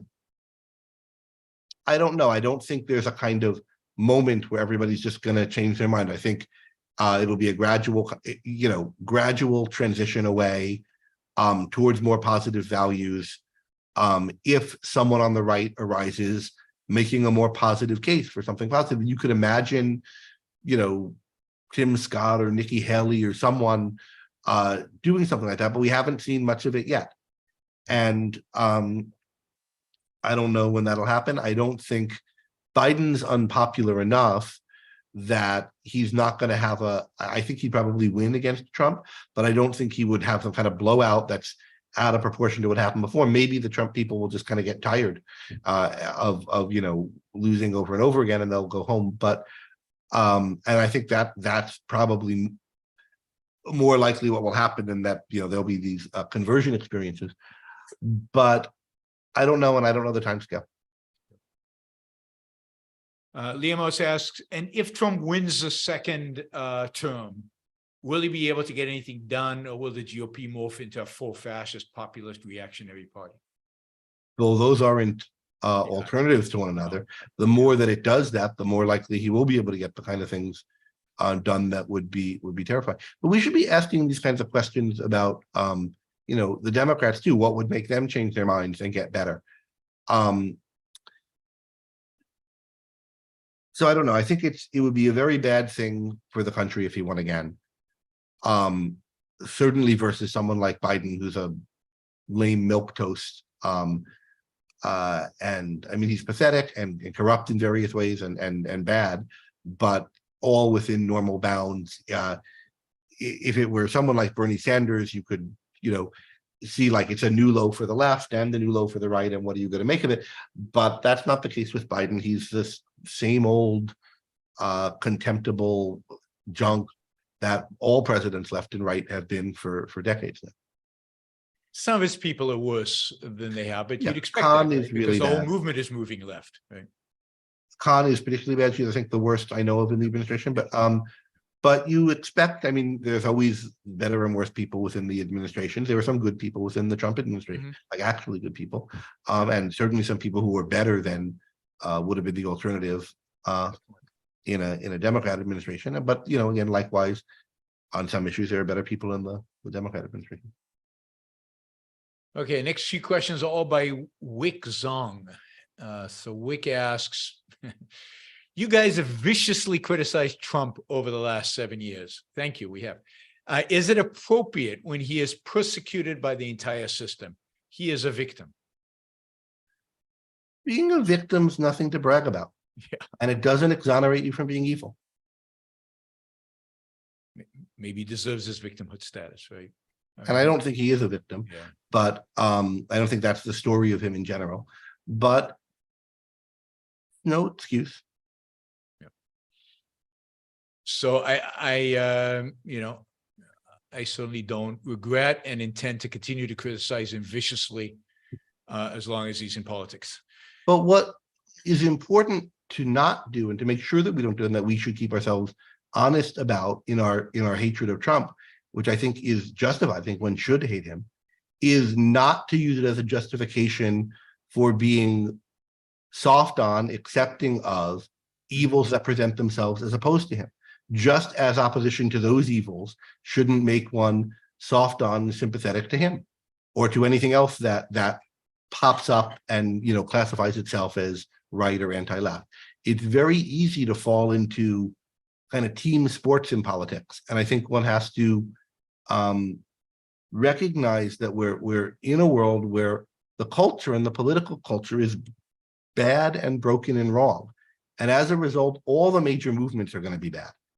And some of them are going to be worse than others at certain times. But it's not that there's like some permanent political faction that's good and for the good. In a country that has two dominant political parties or two dominant political factions, which is how any country with voting tends to shake out, you know, either there are two parties, as in our country, or in a parliamentary system, there are many parties, but two tend to be the dominant ones. What you have to think about is not which party is good or which is evil. You have to expect that the country is going to be in the hands of one party sometimes, in the hands of the other party the other time. And if you're thinking about your life over a lifetime, it's not that one of them is going to win and the other is going to lose. It's that power is going to be shared and switched back and forth. And what you have to focus on is which things are making one or the other or both sides worse or better. And there have been periods where both sides have been getting better on significant issues. Both sides went from being not really pro-free trade to pretty pro-free trade over the course of the 70s through the 90s. Now both sides have gone to being anti-free trade, right? That thing kind of happened. Both sides went to being pretty pro-abortion from being anti-abortion or from abortion being illegal in the country over the course of the 60s and the 70s. Now one side has gone to being really anti-abortion, and maybe it'll start to retreat from that. On various issues, you know, one side will get better or worse. And what I'm more focused on, you know, is what's going to make the Republicans a little bit better or a little bit worse or a lot better or a lot worse. And likewise for the Democrats. So Bernie Sanders winning the nomination or something, or AOC becoming Speaker of the House or something, would be a really bad thing for the country, because it would empower the worst side of the Democrats, and the Democrats are going to be half of who's ruling us for the foreseeable future. Whereas, you know, moderate milquetoast candidates who are good on abortion, only moderately bad relative to the Republicans on the economy, don't have much to say, you know, like nothings, pragmatist nothings, are, you know, the best we could hope for from the Democrats, and so we should be hoping for it. And from the Republicans, it's the same thing. Do you get people like that, or do you get real nihilist destroyers? And do you get, you know, people like a Paul Ryan or someone like that who has, you know, some good ideas in some fields and is a nothing in most others, or do you have someone like a Trump? And it's that distinction that matters much more than the distinction between the Democrats and the Republicans who wins a particular election. Yeah, I agree. Wakos asks, what's your evaluation of Charles Murray's work on race? I think Charles Murray's contemptible, not primarily because of his work on race, although I think his work on race, I mean, I read the Bell Curve a very, very long time ago. I don't remember all the details. I don't remember I didn't find it persuasive, but I think there's a general deterministic mindset he has, a kind of thinking that we're made mostly by our biology, and not by our choices, and a real collectivistic impulse running throughout his thinking. And I'll tell you the thing that most horrified me when I read it by Murray, much more than anything he said about race. Again, I think he's wrong and bad on a lot of things he says about race, but this is the thing that most concerned me, was in his book Coming Apart, where he was bemoaning the fact that, if you were really smart way back in the day, whenever he thinks it was good, a smart man, you'd go to college with other men, but there'd be no women there, and you'd go back to your hometown and find the smartest girl in your, hometown who wouldn't be that smart, and you'd get married to her and have kids whose intelligence would be average, maybe a little bit raised by your intelligence, but brought down by your wife. And if you were a really smart woman in the town, whatever, you'd marry the local farmer. But now that women go and get educations too, the smartest men find the smartest women, and they can come together and they can be super smart and have super smart kids. And then there won't be, and therefore people in the country will all be very stupid, and people, and he's, one, I think it's silly to think that happens is what's happening, but two, the bemoaning of the fact that intelligent people can find one another, that's disgusting. It's despicable. And if you think something like that is happening, we're like finally the best of, smartest, most ambitious, most whatever positive trait you think you have of both genders are able to develop themselves to the utmost and get to know one another, and you regard that as anything less than a fantastic, wonderful thing, that any possible downside of which is marginal and can easily be dealt with, I think there's something really spiritually despicable about that. And I think of him as this kind of decrepit, envious, collectivist soul strolling around through the earth, spreading his sick misery. So that's what I think of him spiritually. Now, what do I think of his figures and stuff? I find there's something odd in the kind of fixation on IQ, a lot of which I think is kind of bogusy science. I think there's something strange about the way it's driving his work. I think the things that John McWhorter has written in response to him about it, I think are largely right and have a kind of wisdom to them. On the other hand, he's treated as a kind of evil non-person who anyone talking to is therefore, committing some kind of thought crime or whatever. And I think that's awful.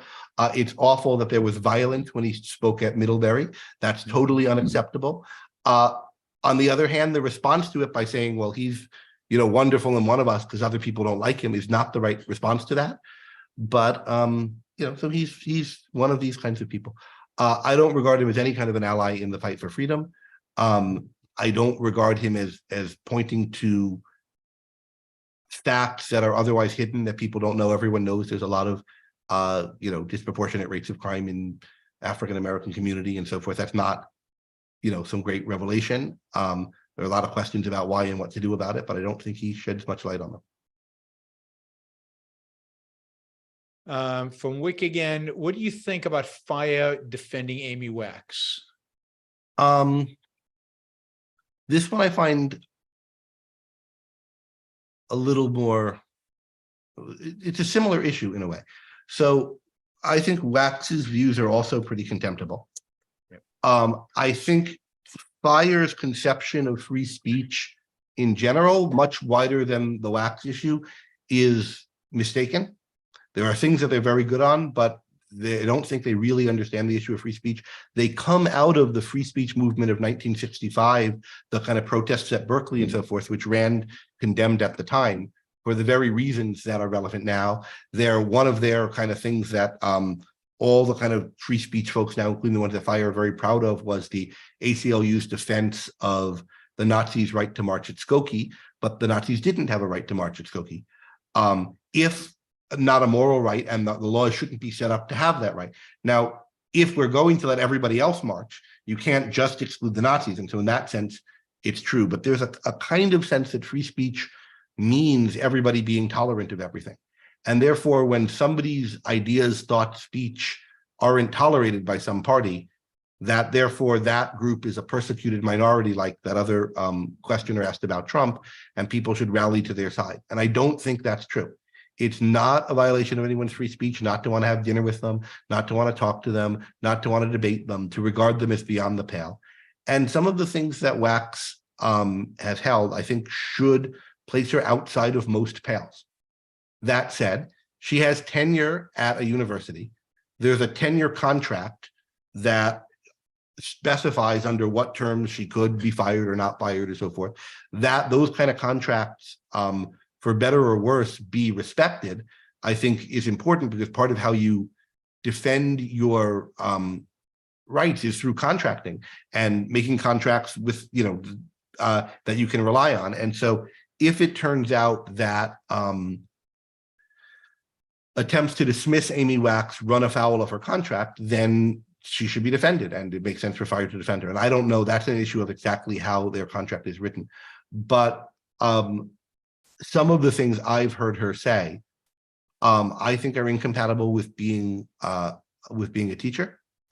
If you're teaching people and you're saying publicly, like, my Asian students are this way and my Black students are that way, even if that's true, it's not, which I don't think it is, but it's not, you have certain responsibilities to, about how you discuss the people who you're teaching and or who in your charge in that sense, that I think are part of taking on that kind of a job. And I think that some of the comments she's made are in violation of that. And she's part of a really ugly current in American thought that starts later after the Civil War, where you get a certain kind of distortion of liberalism that comes to think that freedom is, and a respect for freedom and a wanting to vote for a system that will keep us free, is part of some special feature of white Europeans that only white Europeans have and can have or are likely to ever get. And so that the key to keeping a free nation is to make it unfree and get rid of freedom of association in various ways so as to keep it white. That is, I think, a really horrible, a view that had a really horrible history, was related to some of the horrible laws that we talked about before. And it's what Wax is a proponent of. And I think it's been a real mistake on the part of advocates of free speech that they've not just said, it might be wrong that this horrible woman get fired given her contract and the principles of which are running universities, but the regarding her as an ally or a friend. And I was at the Stanford Conference on Academic Freedom where she was, and I was bothered by how friendly a reception she got by people who I think should know better. Were you concerned about financial prospects when you chose an intellectual career? Yes, but I had reasons to be less so, and I had two. The first thing, like when I went into college, I had the sense that you have to go somewhere and get some degree in something, and that sets you up for some job. And if you get the wrong degree and you can't get a job in that thing, so you end up in the Bowery somehow. And I didn't quite literally think that, but it's kind of the premise I was operating on. And after I think I've told this story before, maybe even on this show, but after my freshman year in college, by which time I was very interested in philosophy, and I'd read Atlas Shrugged, I got a job through a temp agency, basically doing the lowest kind of data entry thing you could do at an office. It was an office that was it was part of AT&T, and I realized, like, this place is not well run. This data that I'm entering is going to be obsolete by the end of the summer when I'm supposed to be done entering it. Plus, I'm moving data from a moving sort, whatever. So I ended up writing some scripts to automate that job. And I didn't have any particular background in programming. I learned a little bit of programming when I was a kid and then forgot it. And, you know, it wasn't the languages I was using then. But it's just, I was thinking like, this isn't the way to do things. I was paying attention to why I was being asked to do what I was doing, how it was fitting into the larger workflow. What could I do to make it better? And I did this, and I ended up getting basically promoted to writing other programs to do other things like this. And I paid a lot of attention to like, what's going on at this business? Who's good at their job and who isn't? Who's recognized for being good at their job and who isn't? What's making this place run? And I realized, yeah, I could do well here. I could get promotions here, I can come work here, or I can go to another company and do something like this. The things that are making me able to add value aren't that I have this degree or this piece of paper or this particular piece of knowledge, but that I'm being rational. I'm thinking about what the point of this work is. And it makes sense. It's like Atlas Shrugged says, there's the mind, and the mind makes things work, and it's not always the person at the top, and you can find a place to add value. And the next summer, one of my best friends did the same thing. He got a job, also data entry at another place, found things he could, you know, learn to code. And he knew less about coding, I think, than I did. He was calling me up, how do I do this function or whatever?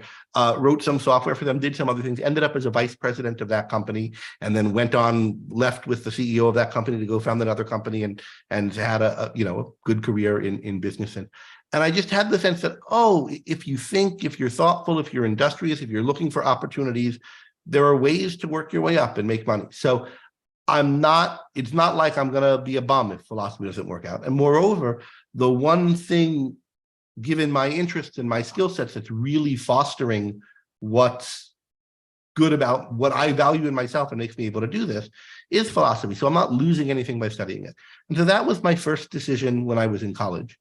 That made me very confident in pursuing a philosophy major and thinking that the philosophy was relevant to it. I could find a way to use it in business if I need to, or in some other field.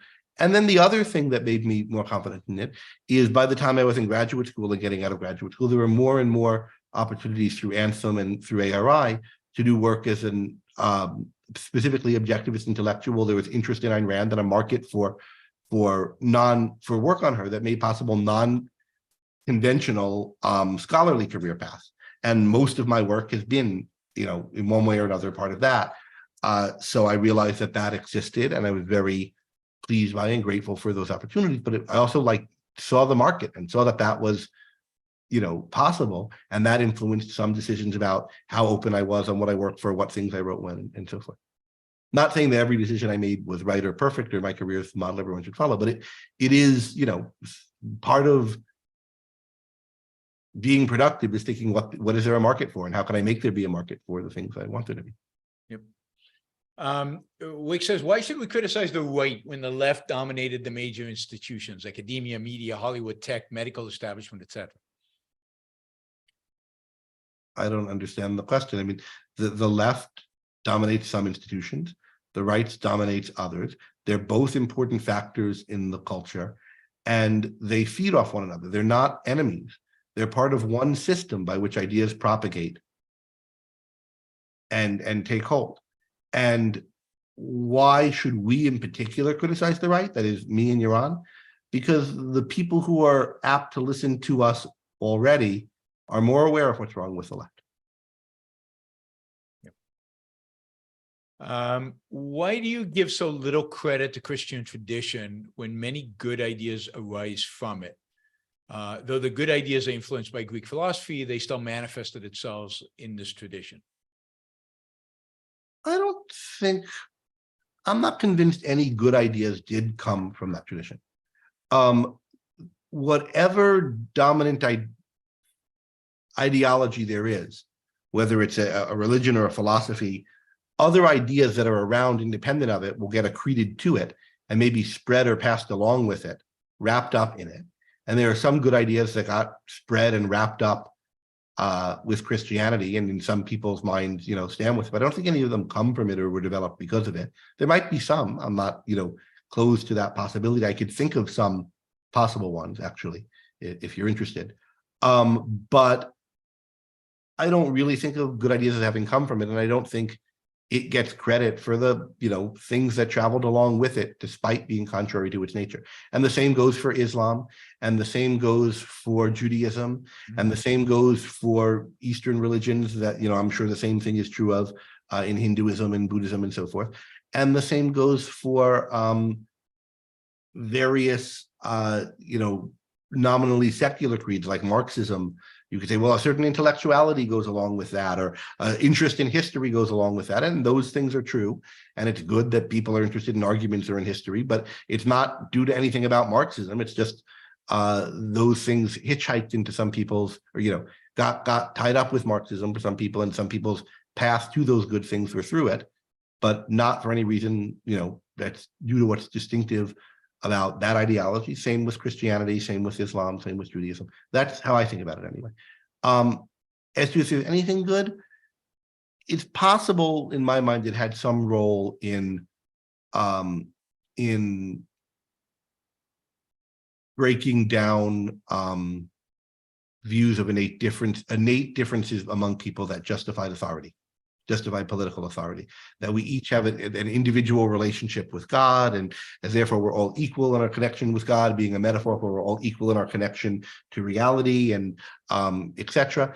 There's a kind of egalitarianism in Christianity, which I think is overall bad, but was perhaps in some contexts a counterforce to a kind of tribal worship of power or chieftains, and maybe had some positive effects. I'm not convinced of that, but I can see some case for it.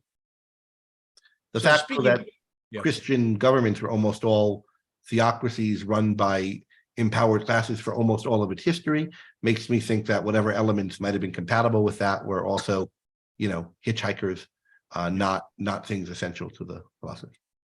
So K-Fax asks as a follow-up, speaking of Christianity, what's the origin of the idea that Christianity is the foundation of individualism? I heard it in the wild recently and have been wondering about it since. There's a period where Rand's sympathetic to this idea.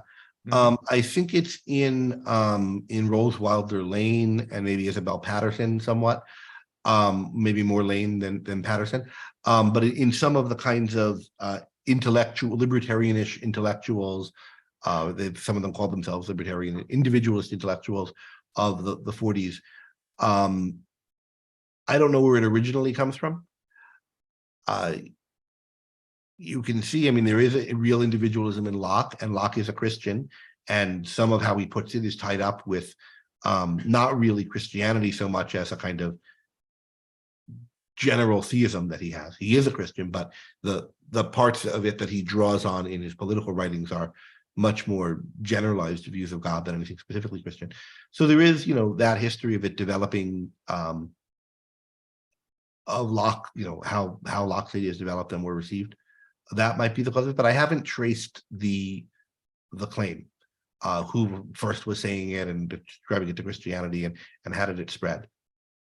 Rand is kind of interesting on this because if you look at her early notes, when she's first writing, she sees Christianity as like the enemy. It's the perfect kindergarten for communism. She wants to be known as the harshest critic of religion and its greatest enemy, and so forth. And it's a source of all hypocrisy. It's just, you can't imagine a more anti-religious writer. Yep. Around the late 40s, early 50s, she's still not religious, anti-religious, still an atheist, and still very fiery about that, but allowing that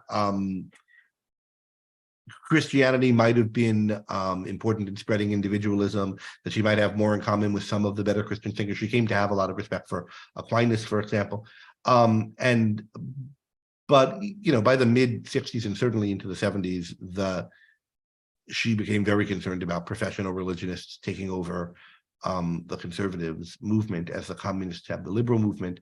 She thought those things were analogous, and she thought it was happening. She thought it had happened by the time of Reagan, and you don't find anything positive about religion after that. Yep. Paulo asks, have you read The Senses as Perceptual Systems? The Gibson book? I assume so. If you mean Gibson's book, then yes, but many, 20 years ago. Okay, Liam asks, yep. Will Social Security be the first major socialist system to be privatized? since it's going bankrupt much sooner than expected, and it's the easiest way to transfer it to private system. I have no idea. Yeah, I mean, I doubt it. I think it's one of the last. Ian asked, have you read much about the Nyaya, Nyaya school of Indian philosophy, which had a strong emphasis on epistemology? No, interestingly, I heard an interview about it just earlier today on a book that was recently translated, and the book seemed interesting, but I haven't read much about it. I don't know very much about Indian or Chinese philosophy, but I think they're worth someone studying, and they're worth my, learning a little bit more than I do, maybe a lot more, but starting with a little. But a lot of things are worth looking into, and there's only so much time, so I don't know when I'll get to it. KFAX asks, Alex Epstein is doing great work in energy policy, but which industry would you like to see the next Alex take on?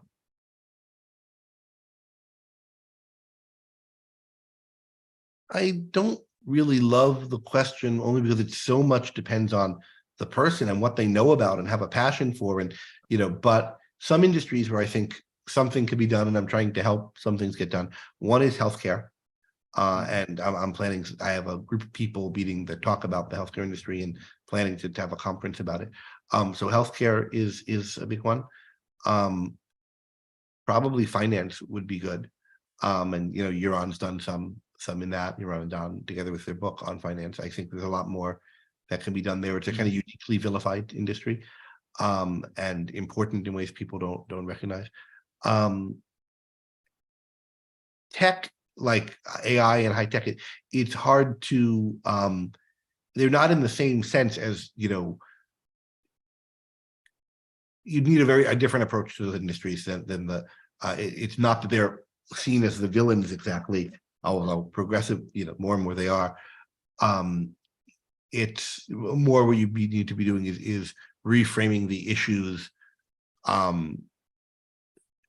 that the industry is concerned about, which Alex has done a lot of in the industry and energy industry. But I have a sense that the kind of challenge involved in the tech industry is just different, more measurements have to be changed to port the strategy over than some of the others. Yeah, I agree with those. Mark says, what is going on with the Salem Center and similar think tanks right now, and what would be some ways to get involved and take action? I'm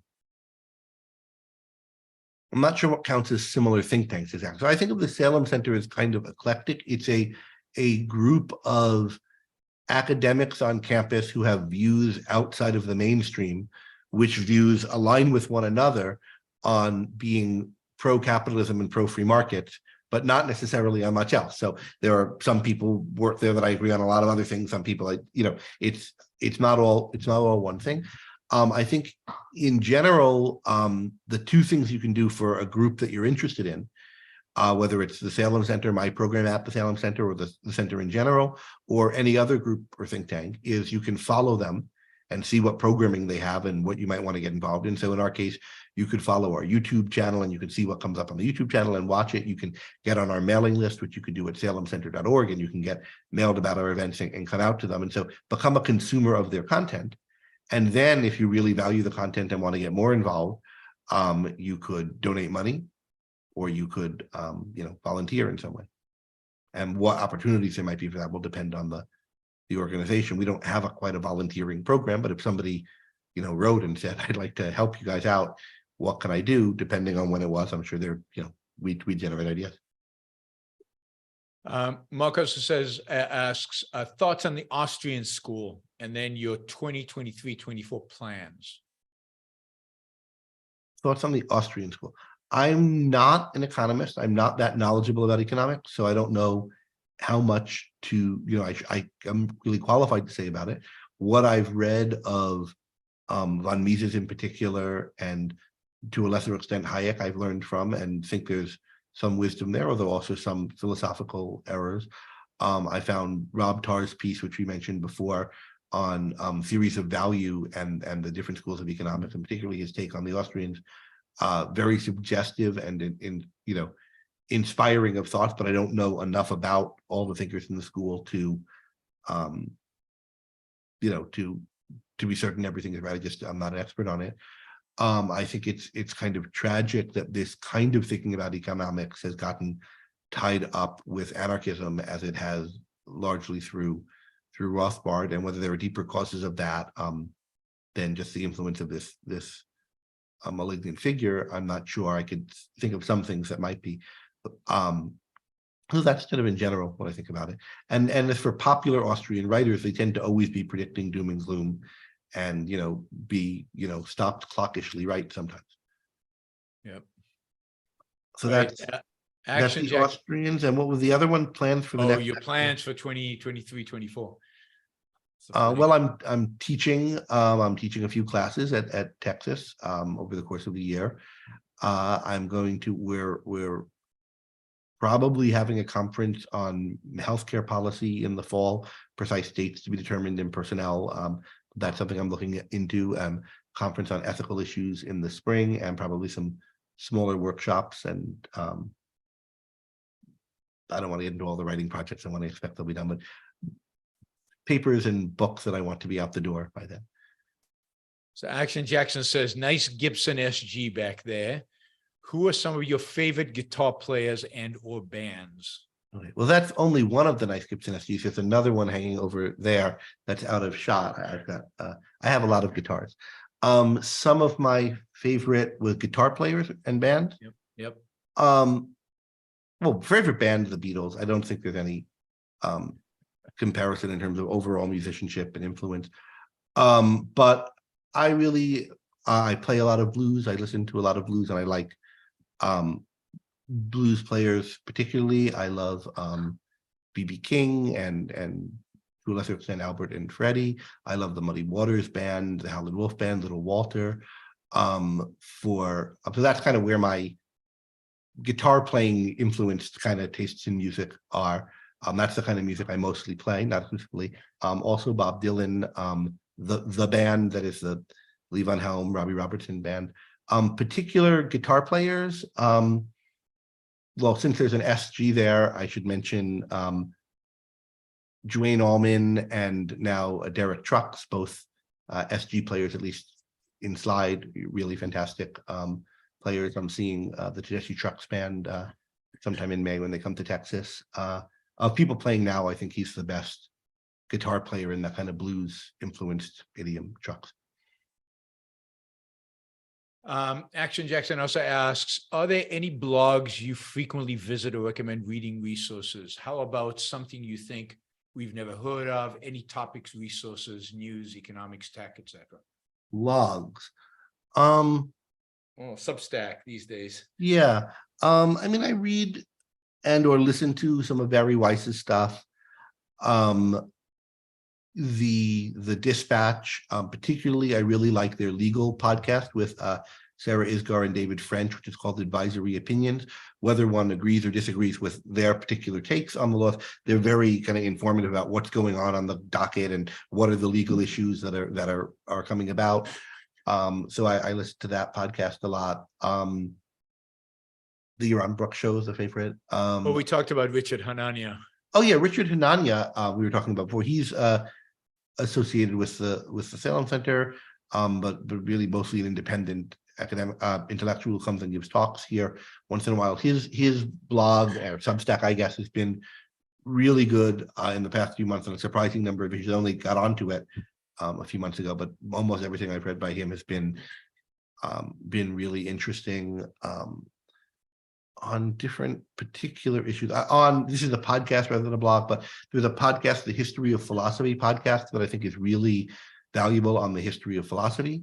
And someone mentioned Indian philosophy. He has a main podcast stream that's the history of Western philosophy, but then he has a secondary one that I think already did the history of Indian philosophy, now is doing the history of Africana philosophy, and then it's going to do the history of Asian philosophy, of East Asian Chinese philosophy.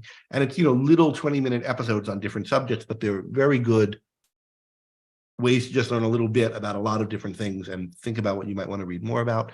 That's in philosophy. My friend Matt Teichman has a podcast called Elucidations, which is a really good philosophy podcast. I listen to a fair number of, and that's really good in that he'll interview people from widely different specializations, different areas, and get them talking in a way that makes what they're working on accessible to a lay audience. And I find that really interesting and a valuable exercise, and I learn a lot from it. So those are some of the podcasts I listen to. I listen to more podcasts than I read blogs. When I'm reading, it's mostly books or newspaper articles. The Bree says, for most people, your identity is the least important thing about you. Training kids to make identity the most important thing in their lives seems like a path back to the Bronze Age. Well, I mean, I think if you really think about what your identity is, it's crucially important to you. But it's not being white or, you know, half Jewish and half Italian by descent, which I am, or you know, middle class or something like that. Your identity is that you're a human being with a mind, and then a mind that's focused itself on certain values and made your life about certain things and has certain virtues. And yeah, okay, this other stuff is true of you, and it might be relevant in various ways, but it's not the central thing. There's a really nice piece on identity and education and developing an identity by Matt Bateman on the webpage of Montessorium.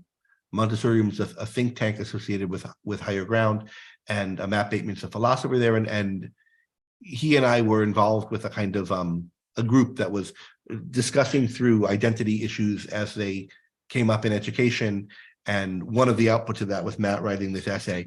And one of the points he makes is, you know, identity is important. It's wrong to think of your identity as about whether you're gay or straight or black or white or old or young. It's, you know, those things have some role, but they're the minor stuff. Good. All right. Let's see. Gail says healthcare needs much attention. Thank you, Greg and Yaron. And then we'll end with Zach saying, love the interview. Thanks for this. Thank you, Zach. All right. 2+ hours as usual. There's lots of questions. Thank you. Oh, one more. Thoughts on the new University of Austin. Will you be working with them? I mean, I don't have any relationship. I don't have any professional relationship with them as of now. I know people who do. Thoughts on them. I like the idea of forming a new university. I like the idea of, if you don't like the present universities, try to do it better. Yep. In particular, I think one of the things that you want to have when you form a new university is a good attitude towards the diversity of ideas being, you know, shared on campus and being discussed. However, I don't think they have too much more than that yet. And I think they need a lot more than that. I think they need a view about what's gone wrong with the other universities. They need a view about what is their value proposition that they're offering people, how they're going to give them a superior education, and then how they're going to organize their company and their business and their hiring practices and so forth to solve the problems that have caused other universities to be, you know, to not be to their liking. And maybe just rebooting, you know, like you just start something that's exactly the University of Chicago, but you start it again today. You know, maybe that would help. You just, like when you reboot your computer or do a new load of the operating system, you get out of a lot of crud, and, you know, maybe that helps, and maybe they'll do something like that. But it seems like they're not. They have the idea that they're going to be a new kind of university. They don't seem to know much about what it is. When I had conversations with the founder of it, I happened to have dinner with him and a bunch of people at one point, and we were talking about it, and the things they didn't have answers to surprised me. I would have thought there would have been a more worked out view, for example, on tenure and what's right or wrong with it and how you're going to try to solve the problems it's meant to solve. And the other thing that bothered me is when you looked at who they initially had as advisors, it was a really good list. It had a lot of people I like in it. Steven Pinker was among them. Glenn Lowry was among these are people I have a lot of respect for. But then when they made their first hires, I wasn't as impressed with who they hired. And one of the first hires was, I forget her name, Brett Weinstein's wife, who's a biologist. And the main thing she was on about there was something kind of quackish to do with the pandemic. I forget if it was that ivermectin was the wonder drug or something else, but something that was kind of all she was talking about it in the news about. It didn't strike me as a promising first hire in a science department, whatever one thinks about the particulars of the politics about that drug. It wasn't, and it felt like it was becoming a kind of refugee camp for the canceled, which is not a recipe for being a good school. Even if there needs to be refugee camps for the canceled, that's not enough. And I think around that same time, Steven Pinker backed out of the initiative, and I think that was sad. That I think he was a kind of good influence on it, and so and I think he might have been. I'm just guessing, might have been uncomfortable with that hire. I don't know. So they're trying to do something very hard. I think it's good that someone start a new university. I'm rooting for them, but I've not been as impressed as I'd hoped to be with the steps I've seen so far. But hopefully they'll create something really good, or at least competitive with the other universities. And maybe if they don't, but they manage to create something that at least, has some students, it'll be an inspiration to other people to try something else until we get something really good. All right, finally, KFX says, how much of a super chat donation would it take to get Greg to shred or gently play something on the live stream?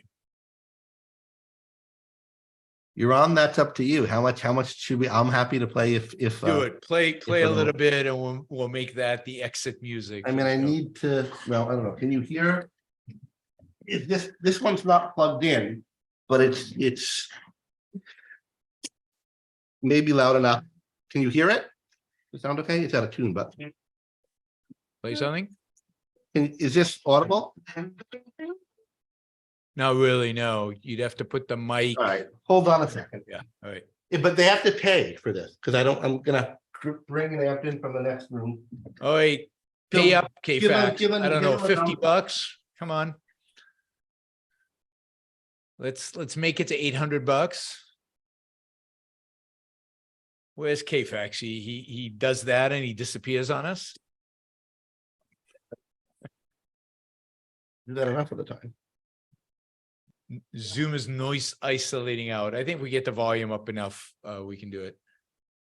I'm setting up an amp, so let me give it everybody here.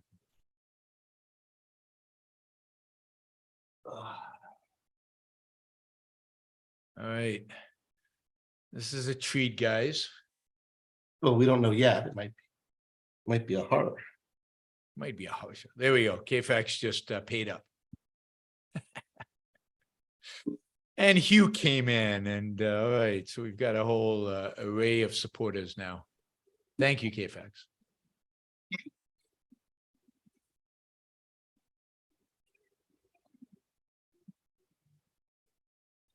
Can't hear it at all. Nothing. Greg, can you hear me? Because we can't hear you.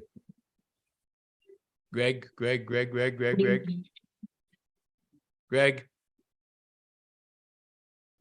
He can't hear us. Greg. He's jamming and he can't hear us. Can't hear? You can. No, can't hear anything from the guitar. Loud. It's interesting. Why it's not picking up. Is your mic directional? Can you direct it? Can you put it right in front of the? One more try, but I'm going to do it quiet this time. Maybe it's Right. overloading. Is this audible? No. What can that be? Guitar channel. Any advice on how we can get this to work? That I heard something there. No. All right. One more try.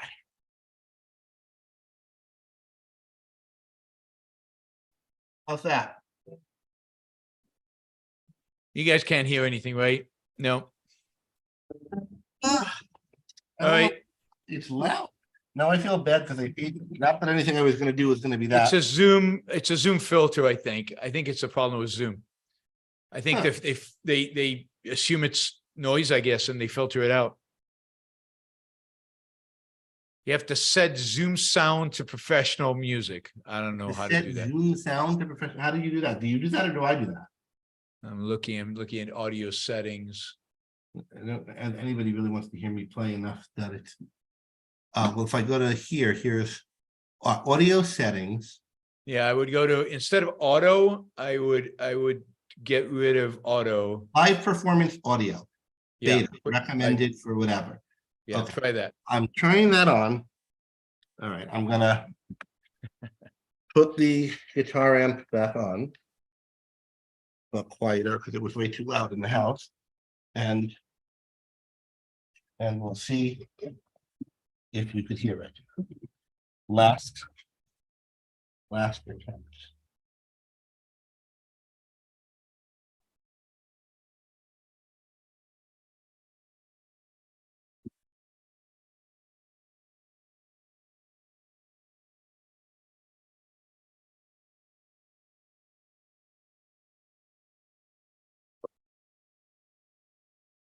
Oh, can't hear anything. It's weird. Hear that?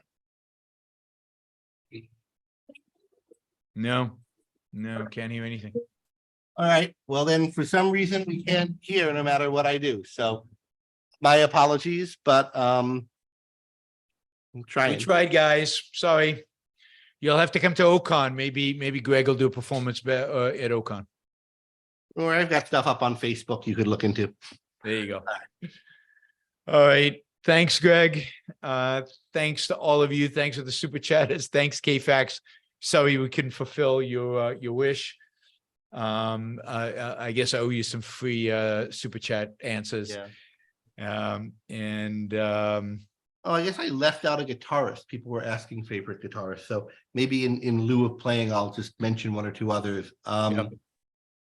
I really like periods of music when new things are coming together that hadn't before. And one of the periods I like a lot is the period when sort of white kids in Chicago were getting into the Black blues music that was being played in the clubs, and there started to be this kind of integration and cross-pollination. And one person to come out of that I really like is Mike Bloomfield, the guitar player, and particularly his playing on the first two Butterfield Blues Band albums. So if you look up the Paul Butterfield Blues Band, the album's called the Paul Butterfield Blues Band, and the album East West, I really like the guitar playing on. So if you can't hear me, you could hear him. He's a lot better at the same broad genre of stuff I play.